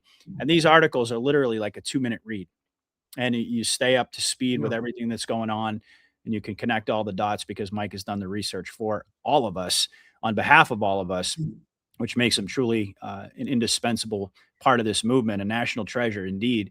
So make sure you're supporting Mike. He's been doing this professionally now for 14 years. And of course, he's been awake since, as we've discussed in the past, the early 90s. It was 1991, I believe, that Mike woke up, and he's been doing research ever since. And indeed, continuing to learn, as we all are, throughout this process. Even somebody like Mike King remains a student. Yeah. And that's a nice segue into our final piece tonight. So let me go ahead and pull up our slides once again, and we're going to examine the mysterious deaths of 2 individuals, Tsar Paul I of Russia and Jesse Isador Strauss. And this, of course, is an addition, or an addendum, if you will, to Mike's most recent book, which I was actually given the honor of writing the foreword for, Dig 'Em Up. And if you've been following us, you'll know that we did several shows taking you guys through the book. So now we have a couple of more individuals we're going to add to that list. So take it away, Mike. Yeah, Dig 'Em Up is a must read. 40 deaths, people from so-called natural causes, right? All relatively young, all of them in one way or another causing a problem for elements of the cabal. Dig 'Em Up is on Amazon at my author page as well, also part of the PDF package. Yeah, I've got the link in the description for folks as well, so make it easy for you. So, and I also mentioned there's the 40 people who died, which I believe every single one of them at a bare minimum meets the standard of reasonable suspicion. This guy with a heart attack, this guy with pneumonia, this, right? And then I also mentioned many, many other cases of just your, regular assassinations, stabbing, shootings, bombings, that sort of stuff, just to kind of drive home the point that political assassination is part of the business. Oh, yeah. Okay? Yep. So I also mentioned those and dig them up, in addition to the 40 who I believe were poisoned, or there's a probable cause for poisoning. Mhm. Tsar Paul of Russia would be, he would not be technically as a dig 'em up case. There's no autopsy needed because he was stabbed to death. But I would definitely have mentioned him in the list of the violent deaths that I put forth and dig 'em up. So Tsar Paul the First of Russia, he reigned from 1796 to March of 1801. He's actually the son of Catherine the Great, the famous legendary Tsaress of Russia. This would have been her son. Mhm. And if you look at that time frame, okay, if you read my book on Napoleon, or we've talked about Napoleon before, or if you watch my series, that's right around the time when the initial wars were being waged against revolutionary France. That's important. The French Revolution was a cabal engineered revolution, totally. Yep. You could call them the Bolsheviks of the day. They were vicious, murderous. They just guillotined thousands of people. I mean, you could be denounced as like disloyal and be executed. Killed nuns and priests. They were anti-Christianity, anti-religion, hardcore atheist, hard left. The Jacobins. Yeah, led by the Jacobins. Mm-hmm. So naturally, the monarchies of Europe waged war against France, and you really can't blame them. They certainly don't want that that type of thinking movement to take hold in their countries, right? Mm-hmm. So there would be a series of 7 total wars waged against France for the purpose of getting rid of the French Republicans and putting a monarch back on the throne. And Russia was part of those wars, at least initially. Okay. Mm-hmm. So let's go to the next panel here and cover this timeline here. So 1799, the Tsar Paul brought Russia into the Second Coalition War against revolutionary France alongside Britain and Austria. So he's part of the coalition. All of the European monarchies at one time or another waged war on France. So that's 1799. 1801, Paul reestablished what was called the Second League of Armed Neutrality. And that was an alliance between Denmark, Norway, Prussia, Sweden, and Russia. So he was the one who put this together. The intention was to stop neutral shipping from being inspected for French contraband by the British Royal Navy. Britain had a long history of doing this, and this is one of the causes of the War of 1812. They just felt they ruled the waves. They could stop any ship they want at any time. If they're at war with someone and there's goods being shipped there, or if they feel, in the case of the United States, they felt if there's any native-born Englishman on an American ship, we're going to bring them into our Navy. We got a war to fight. That kind of stuff. They just thought they owned the seas. Yep. So he's beginning to turn against Britain. And he sets up this League of Armed Neutrality to put an end to that British practice. And this is right around the same time that he begins aligning Russia with France. Why would he do that? Because what happened within France is the revolution itself was overturned by Napoleon. Mm-hmm. Okay? Napoleon was no Jacobin. He was no cabal member. I mean, he wasn't going to bring the Bourbon royal family back to power either, but he was not a Jacobin. And France at that time was run by a group called the Directory, but they were left-wing too. So he essentially shows up back in Paris. He's a military hero. And he says, "You're done. Get out. I'm taking over." So he became, I guess, the Führer, the leader of France at that time. But he's conservative. So now the Emperor Paul doesn't see any reason to wage war against France anymore. Okay, and he admires Napoleon, and he comes to an agreement with France. And he understands that the real problem historically is Britain. Britain, yeah. So he wants to form an alliance with France against Britain. Okay. Yep. And again, this is all in 1801, the final year of his reign. He was planning a joint invasion of British India with the French, with Napoleon, before he was killed by a band of dismissed officers who had demanded his abdication. And then he was succeeded by his young son, Alexander I, who was very young, so he was pretty much run by his advisors. And with his assassination, the anti-British League of Armed Neutrality collapsed, and Russia eventually realigns with Britain, and they resume again, on and off again, wars against Napoleon. So think of how significant this event was, the murder of Paul. It's history altering, because instead of Britain getting the great power of the East to wage war against France, which is always how they operate, they get somebody to help them. Yep.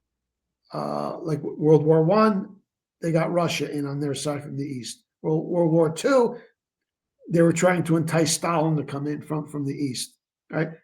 So this changed the situation from France being aligned with Russia to Russia now being aligned with France.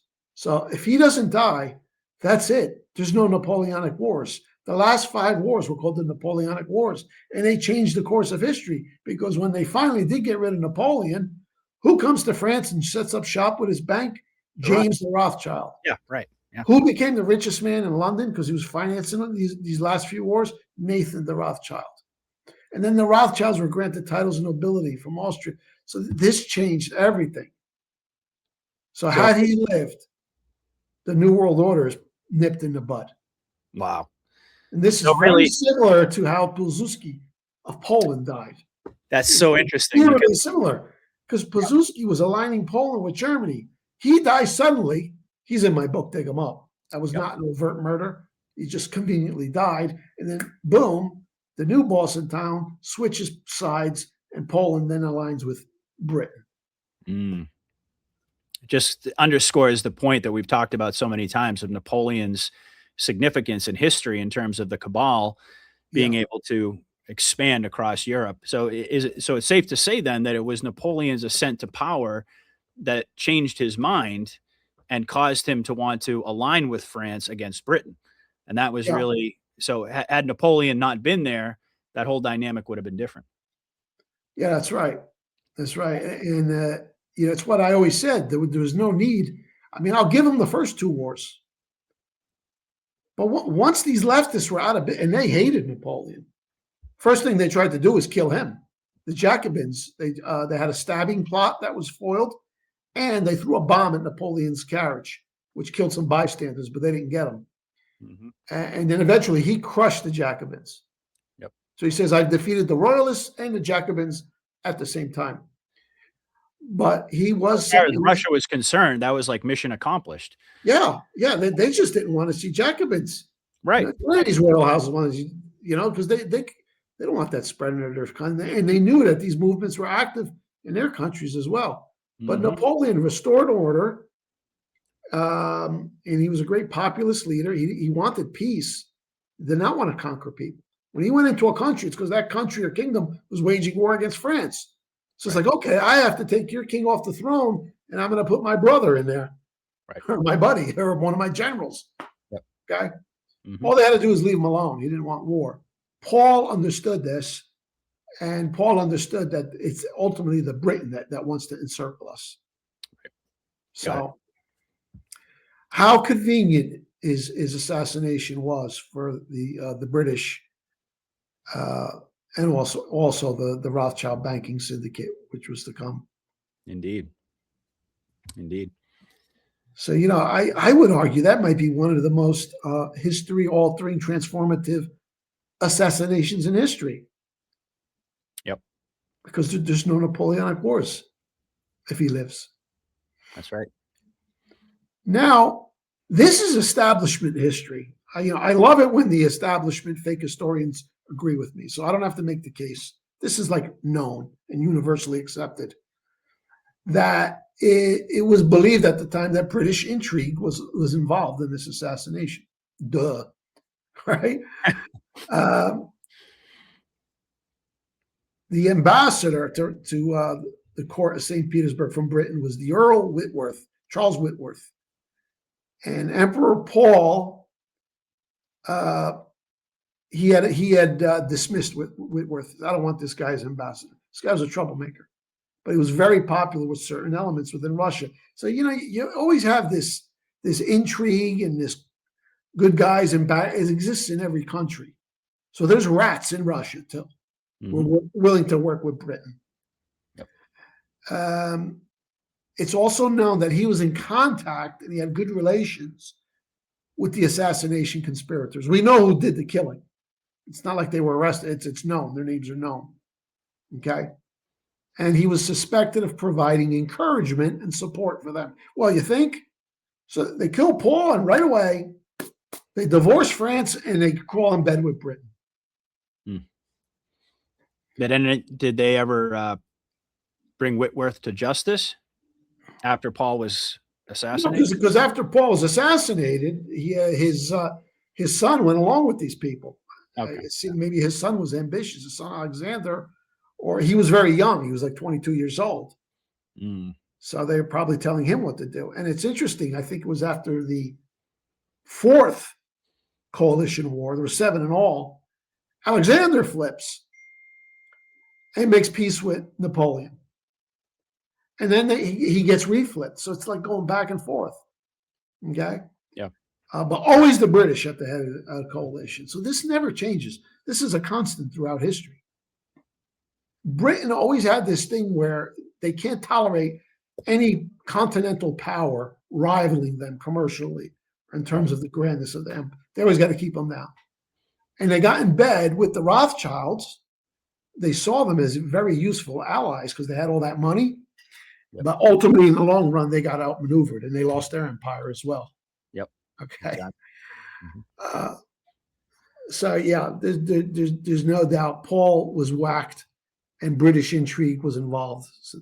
So these people who got rid of Paul, they were dismissed officers, but now their faction is the more powerful faction in Russia, and there would be another 5 total wars against Napoleon's France. There didn't have to be any. So this could have stopped the British in their tracks. It would have stopped the British in their track, and ultimately, in the long run, it would have ended or greatly complicated the decades-old subversion of Russia. Yep. And arguably, you could make the case Britain and the Rothschilds. Then they turn their sights on Russia. That's right. How they do. You could probably also make the case, had this not happened, that the Rothschilds may not have assumed so much influence in Britain, because that was as the result of Napoleon's ultimate defeat. Right, because he multiplied his fortune many times over. That would not have happened. Yep. The Rothschild branch in France would never have opened up. The Emperor of Austria would not have granted these titles of nobility to the sons of Rothschild, right. And they would not have given all of these perks and privileges to Rothschild's cabal agents through the form of Jewish emancipation, because that was exacted under almost a form of blackmail. It's like, okay, you want money? Here's what's going to happen after the war. Okay, Lord Rothschild, whatever you want. You right. See, they set all the terms. That was prevented. The revolutions, I mean, I'm sure they would have continued to with their endeavor in one way or another. They never give up. Right. But can you imagine what a devastating setback to have the power of Napoleon's France, which was just beginning to really blossom economically, militarily, combined with the Russian Empire in an alliance against Britain. Yeah. It's like stick to your island, okay? Stop causing trouble. Yeah. So this, I ranked this with the Pilsudski thing as really the most history-altering pivot points following an assassination. Yep. You can say that about JFK too. You can say that about a lot of people. One thing about these assassinations is you, especially the ones where the guy isn't shot or blown up, he dies of a heart attack or something. But then you notice all of a sudden history takes a radically different turn, which Right. makes you suspicious. And that was one of the main criterion that you lay out in Dig 'em Up for all of these individuals. Yeah, Because you got to have motive. You got to have motive. Right. And their Now, death opened, it basically cleared a path for the cabal to continue with their agenda. like once for this example, you know, JFK is squeezing Israel hard. He Yep. dies, LBJ gives Israel whatever they want, and he lifts the restrictions on the CIA, that kind of stuff. And they get the nuclear weapons, Yeah. all that stuff. But this one here is easier because he was stabbed by these people. They Mhm. just stormed into his room, demanded his abdication. He didn't want to do it, and they stabbed him. They cut him down with a sword. Amazing. But this is what I mean. You know, the more you know, the more you realize how ignorant you are. Because I knew about an emperor who was slain. I've always known about this fella. But then you dig into the weeds a little bit, and you see that he was besties with Napoleon. Boom, there it is. You know, They both had to go. yeah. Yep. And then of course they got Napoleon 10 years later. Yep. Gibraltar. All right. Let's go ahead and keep it rolling here and move on to our second individual of interest, Jesse Isador Strauss. And if I'm not mistaken, this would be the son of Levi Strauss, who was on the Titanic, correct? Isador. Yeah. The father name was Isador. Yeah. Was it Isador? Oh, yeah. okay. Levi Strauss was like a partnership for the clothing line. Yeah. Oh, Levi was okay. Got you. It would be his son. His father was the owner of Macy's, and this is the son took over, president of Macy's.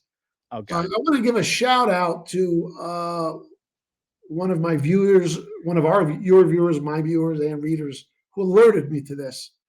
I don't know his name, but he said, "Have a look at Jesse Strauss. He might belong on the Dig 'em Up list." Mm. I said, okay, let me have a look at it. And there's some intriguing stuff here. And again, the standard here is reasonable suspicion. I mean, in my book, Dig 'em Up, some of them are like no-brainers, okay? Some of them are like probable cause. And then on the bottom level, I mean, if you use the scale that they use in criminal justice, you start with reasonable suspicion. Right. To go further. Mm-hmm. And I think Jesse Isador Strauss, president of Macy's, who died in 1936, meets that standard. And I'll tell you why. All right, next panel. So let's go. Yeah. Let's do it. Okay. Now, he is the son of the famous and immensely wealthy owner of Macy's, Isador Strauss. And Isador and Ida Strauss, if you recognize that scene, that's from the Titanic. Yep. They stayed on the ship. She would not leave her husband. The women could have went on the lifeboat, so they stayed together, and they died together aboard the Titanic. And below you see the headline here: bodies of Astor and Strauss are found at sea. John Jacob Astor, wealthiest man in America, Anglo banker, financier, and Isador Strauss were on the Titanic.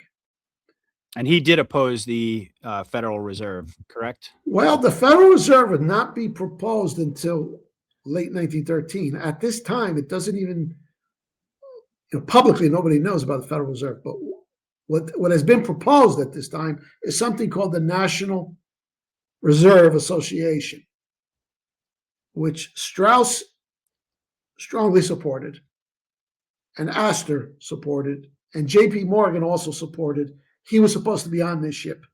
Oh, that's right. I remember we talked about that. The two different plans. There were two different plans. Yes. Okay. What came out of Jekyll Island was bastardized after the fact. Right. The original proposal was nothing like today's. There's some very, very important differences. Right. And so they approved of what was the initial version, but not the bastardized version that we were. Yeah, and they probably would not have approved of the bastardized version. Now, the only reason I give some level of credence, or maybe not credence, but say open-mindedness to the Titanic theory, is because Q mentioned it, and he linked it to the Federal Reserve. Yep. Mm-hmm. And now you got Astor and Strauss, who are open proponents, the National Reserve Association, as with J.P. Morgan. And Morgan ends up dying a year later. Yep. He's another one I need to add to dig him up. There's a whole story there. He died very strangely. So there it is. So he died aboard the Titanic. Mm-hmm. Okay. Now let's go to the next panel here. And there's another story. This is from, I dug this up out of the New York Times headlines. Archives. Isador Strauss urges a new banking plan. The date of this article is October 16, 1911. So this is after Jekyll Island, but it's 2 years before the Federal Reserve vote. Right. Yep. So, and it says that he replies to J.J. Hill's attack on the National Reserve Association scheme. Interesting that the Times refers to it as a scheme. It's kind of got a negative connotation to it. Yeah. But here's an excerpt. Was the National Reserve Association, that was the good version, though. That was the one. That's the original version, and it was main focus was, how do we prevent a bank run?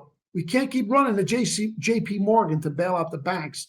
A voluntary association where member banks can pool together reserves, and it's supposed to be decentralized. And if a bank out in Colorado is jammed up, they could go to their local reserve and borrow. This way you don't have these panics, because these panics were very scary. Everybody runs to the bank, get their money out, and the bank's got to close its doors. Panic in 1907, panic in 1895. So that was the main idea, is the banks together pool enough reserves so people don't lose their shit. Right, which makes perfect sense. I mean, logically, that makes perfect sense. It sounds like a good thing. So maybe the Times referred to this as a scheme because it was actually the good version of it, and they were ultimately setting things up to push. Right, because that version would be viciously attacked by the left in 1912. Yep. And then later on, they would come out with the Federal Reserve, which has a lot of its functions from the original plan, but some very important differences, which we'll talk about in another episode. Mm-hmm. In this Times article, it says Isador Strauss, who was recently elected treasurer of the New York branch of the National Citizens League for the promotion of a sound banking system. So he was very active in this and promoting this. This National Citizens League was like exactly that. They were explaining to the public what this plan entails and why it's good. So he's a treasurer of the organization. So he's not someone who just was casually gave an opinion on it. He's very active in promoting it. And Isador Strauss said, quote, "We are organized to keep this problem out of politics and see that the final plan shall be absolutely free from dangerous control by ambitious financial interests." Boom. So this is what they're attempting to build, a National Reserve Association that's twofold: free of politics and cannot be controlled by a small clique of powerful bankers. Yeah, it can't be weaponized the way it was. The Federal Reserve ultimately was. Right. Yep. But ultimately, when they killed this plan, the argument was, oh, we need government oversight, meaning politics. Yep. So Strauss was more aligned with these Anglo bankers who wanted a voluntary association, which is not the Federal Reserve. Mm-hmm. That's interesting. It's very interesting. Okay.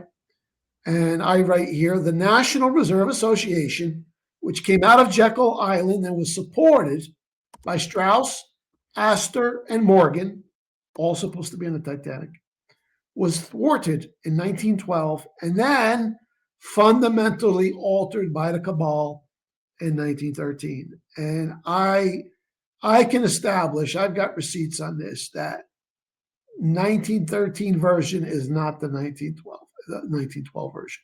Some big fundamental differences that were not for the good of the country. Now, Isador Strauss, if I'm correct, he was Jewish, right? Yes. Okay, right. So he was clearly not a part of the cabal. Yeah. It seems fairly obvious that he was working contrary to their interests. Well, I mean, there were cabal operatives promoting this as well because they saw it as the foot in the door, and they had in mind, I'm talking about people like Paul Warburg, that later on they would do the rug pull and then come back and say, okay, we got a better version now with federal oversight, meaning Wilson's gang, or the people who own Woodrow Wilson are going to run it. But because of this, in conjunction with what we're going to learn later on about his son, I am convinced that the Strausses were not cabal. Yep. And, we should be careful about automatically inferring that because somebody's Jewish and because they're a rich businessman, they're cabal. That's not the case. Yep. That's why it's usually the case, but I don't believe it is in this case of the Strauss family. Right. Yep. All right. Did you want to read that bottom portion there, or did you already do that? Yeah, I just read that. Read it. Yeah. All right. Yeah. All right. Now, okay, so he dies aboard the Titanic, and his son and his uncle, they're the new owners of Macy's. He's actually the president. Jesse Isador Strauss becomes the president of Macy's. I'm not sure if by that time if Macy's was a public company or not, but he's Mr. Macy now, the son. And I asked the question here, like father, like son? And what we know about the son, what we suspect about the father, I really pretty much know about the son, which also leads me now to have a stronger assessment what the father's like. I don't think these people were Jewish cabal at all. Doesn't seem that way. The son was Jewish, wealthy, famous New Yorker, but not part of the cabal. Next point, he advocated that Jews assimilate into American society, keeping their religion, but view themselves as Americans, not as a separate people. He openly said that. That's in his own papers and the family writings about him. Sounds like he was against the whole concept of Jewish supremacy, right? Yeah, there you go.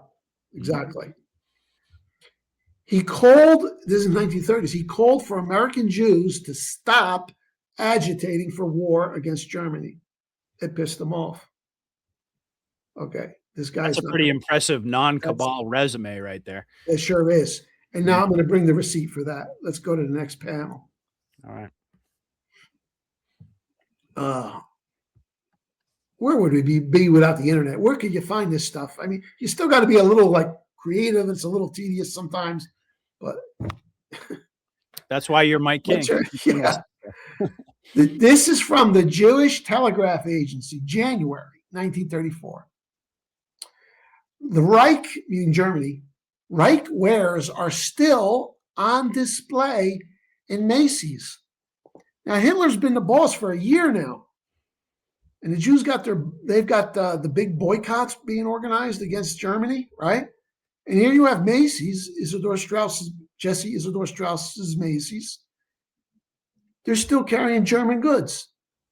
And I'm going to read to you from the Jewish Telegraph Agency. Macy's department store and its president, Jesse Isador Strauss, became the object of an attack by Samuel Untermeyer. Ding, ding, ding. That's a red flag. Mm-hmm. Samuel Untermeyer, he was a vicious son of a bitch. He was the most vocal proponent of organizing the U.S. to prepare for war, World War II. But even prior to that, going back 20 years, according to Benjamin Friedman, who was an assistant to Bernard Baruch, who later turned against the cabal, another anti-cabal Jew, right? Samuel Untermeyer was the one who put the strings, the squeeze on Woodrow Wilson. Mm-hmm. He Epsteined them. Yep. Woodrow had a few ladies he used to fool around with. He's a married man. One of them was a married woman, married to a colleague of his in Princeton. According to Friedman, Untermeyer went to Wilson, says, there's this woman, she's having a problem. We can address her. We'll give her some money, make her go away. And Wilson shit in his pants. Mm-hmm.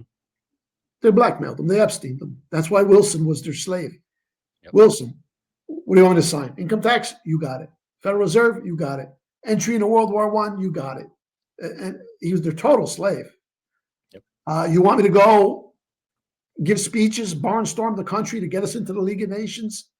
They rode him so hard he eventually had a stroke. His last few months, he was incapacitated.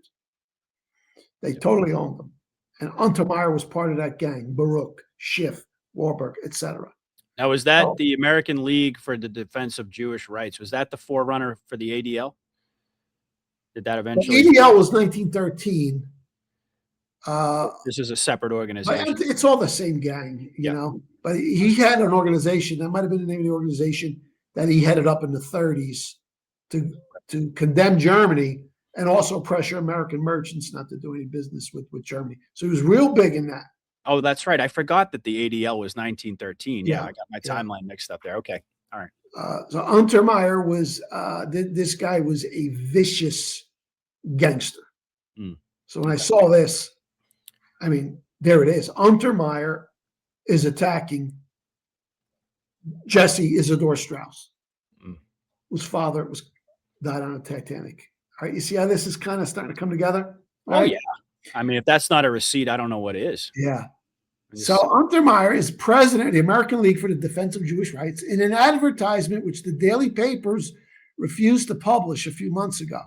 So he's so radical, even in some of the newspapers didn't want to publish his stuff because he's screaming for all these boycotts against Germany. This is 1934. People are like, come on, calm down, dude. He hasn't done anything. There's no war. There's no war. There's no internment. All right. He's agitating. He declared, Untermeyer declared that non-Jewish department stores were observing the boycott to a greater extent than Macy's. So this really must have burned them up because there's one thing these Jewish cabal people hate more than a quote unquote anti-Semite. It's a Jew who doesn't get with the program. Yep. Because that's very problematic for them. Because you can't say, well, Strauss is an anti-Semite. He's selling German goods in Macy's. Well, he's Jewish. And he's massively wealthy and powerful and influential. Yeah, exactly. He had to go. So this is a big find here. Yep. So he's saying the non-Jews are better than you. Why you still got all this German stuff in your stores? In as much as they no longer maintained agencies in Germany for the purchase of goods there, and they were discontinuing the purchase of goods in Germany. So Strauss has still got his people in Germany sending stuff here for import-export, right? Untermeyer also charged that Macy's had been taking advantage of cheap block marks in their purchase of German goods, and that many of the German products handled by Macy's could be obtained from other countries. He urged that Macy's take the lead in withdrawing patronage from Germany and expressed the conviction that other department stores would follow example. So this is why Jesse Isador Strauss said Jews need to be Americans first. Yep. They were squeezing them. They were hustling them here. Yep.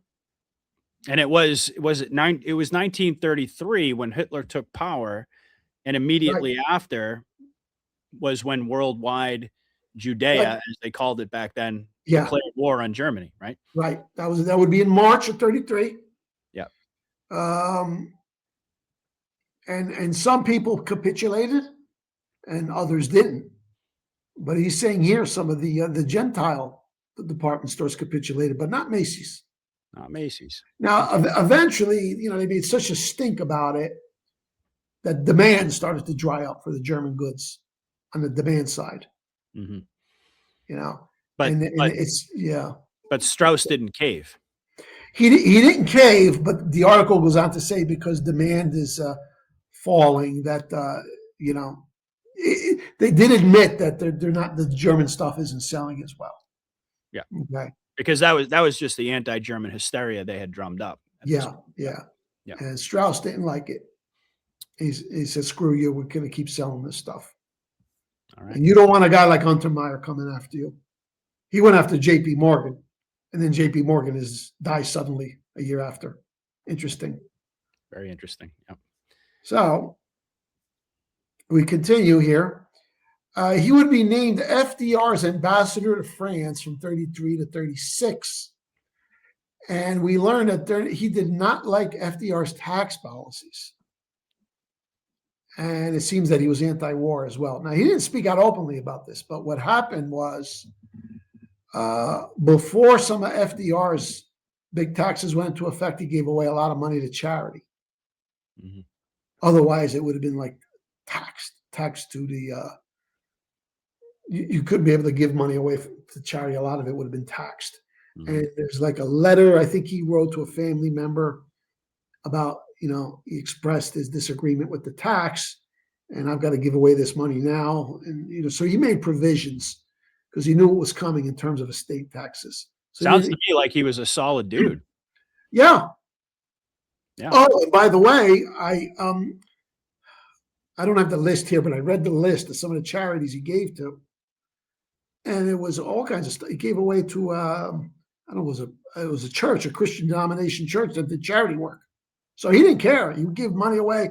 The Jewish causes, Christian charities, arts institutes, things like that. Yep. So it wasn't like, only a Jewish thing. So again, he manifests that mentality of, I'm an American. Yep. The religion is Jewish. So you put all this together, and with the father, and we've got definitely someone here that, put it this way, if you're playing, we covered this, how many people died in the lead up to World War II, mm-hmm. or how many people were gotten rid of. There was Pilsudski. There was Lawrence of Arabia. There was King Edward. There was an assassination attempt. He was pro-Hitler. They didn't get him, but then they forced him to advocate over that divorce nonsense. Yep. There was Huey Long. There are a number of, they're all in my book. Yep. There was this incredible rash of people who would have opposed World War II or actively advocating to have good relations with Germany. They start dropping like flies. Yep. So again, you add further context to this. Mm-hmm. Here, according to a biography in the Strauss family newsletter, Jesse Strauss, quote, felt that Judaism was a religion, not a nationality, and that Jews and members of all religious groups in any country should assimilate. He refused all traffic with the Zionists. So he's not an Israel guy. Mm-hmm. Israel does not exist as a state at this time. So he's not a Zionist either. And he rigidly opposed pro-Jewish discrimination at Macy's, meaning the German boycotts that they were calling for. Wow. And the source for that is the Strauss Historical Society. They must really hate this guy. Oh, yeah. With all the money he's got. Oh, yeah. Yep. Well, he gets sick while he's in France. He has to give up his position, comes home, dies of pneumonia. Only age 64. Mm. Now, he meets all the criteria for a dig 'em up job, for sure. Dig 'em up, baby. Yeah. Wow. Incredible. Yeah. Isador Strauss. Well, he was preaching essentially what this operation is all about. Is that we're all Americans, and this whole concept of Zionism and assimilation into society as opposed to Jewish supremacy fits all the criterion of being I wouldn't call him a non necessarily, but certainly an America first guy, not an Israel firster. So that was and to have someone of his stature who's Jewish, if he was opposing the buildup towards war, too much of a roadblock. Yeah, definitely. Yep.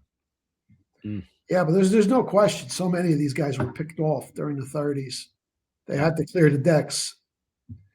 Yeah. No, he's definitely a dig 'em up case. That's probably one of the most compelling ones that we've gone over.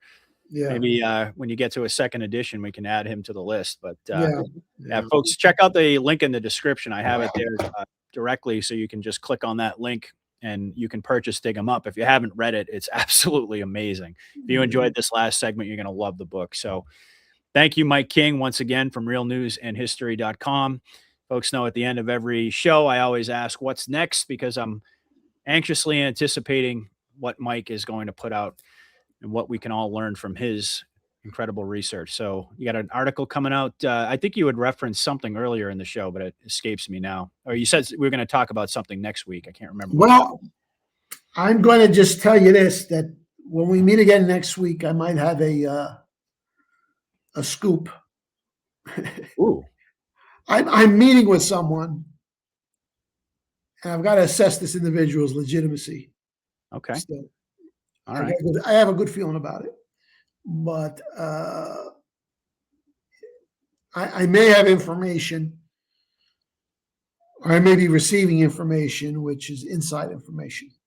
Ooh, wow. If this contact is legitimate, we shall see.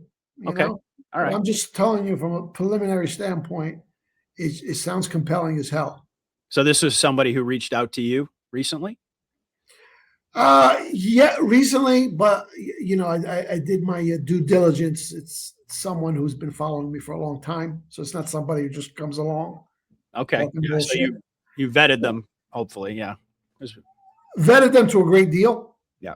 But gonna vet them some more, and Okay. then if I feel confident, we're gonna talk about it next week, and people will have to make their own assessment.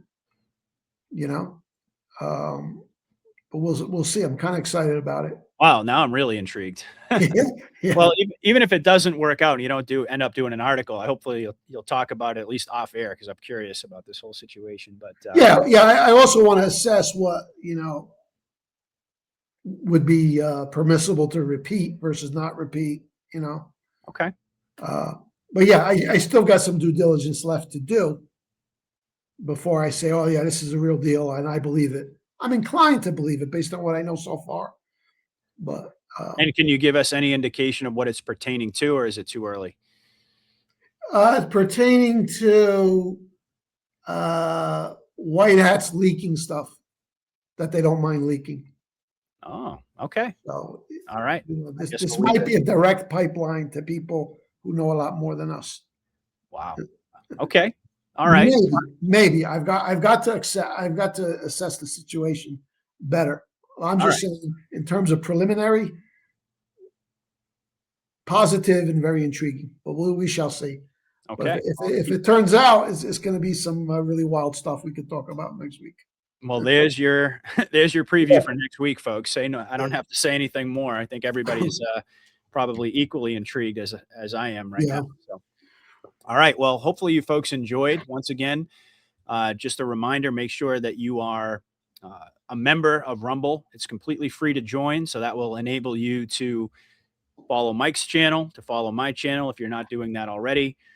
And of course, make sure you hit that like button. It will also give you the ability to participate in the chat and to leave a comment. Tell us what you thought about tonight's episode. We really do appreciate that. And make sure that you go to realnewsandhistory.com, purchase Mike's books. They're absolutely amazing. Really are collector's items. I know you say, Mike, every week that there are a number of individuals in my audience who are gradually building their collection of Mike King books. And indeed, these are going to be very powerful tools moving forward as the big booms that we've talked about tonight get closer and closer as we get into 2026. So I just want to say thank you, Mike, for an incredible year, 2025. It's been a wild ride since we started working together. I think it's been, like you said earlier, about a year and a half. But 2025, we really hit our stride, and we've been doing this every Monday. So I just want to express my gratitude to you for that. And on behalf of the audience, indeed, because people absolutely love this show. I know that you know that, but I just wanted to acknowledge that publicly. Thank you so much for agreeing to come on a weekly basis and share all of your incredible research and insight and wisdom with us. I really do appreciate that. And it's a pleasure. Yeah, indeed. And next week, of course, it'll be an entirely new year, beginning of 2026, and we'll have a whole slate of new topics to discuss, including perhaps the one Mike just previewed. So thank you, everybody, for tuning in tonight. I'll be back again soon, but until then, God bless, Godspeed. Patriot out. Good night.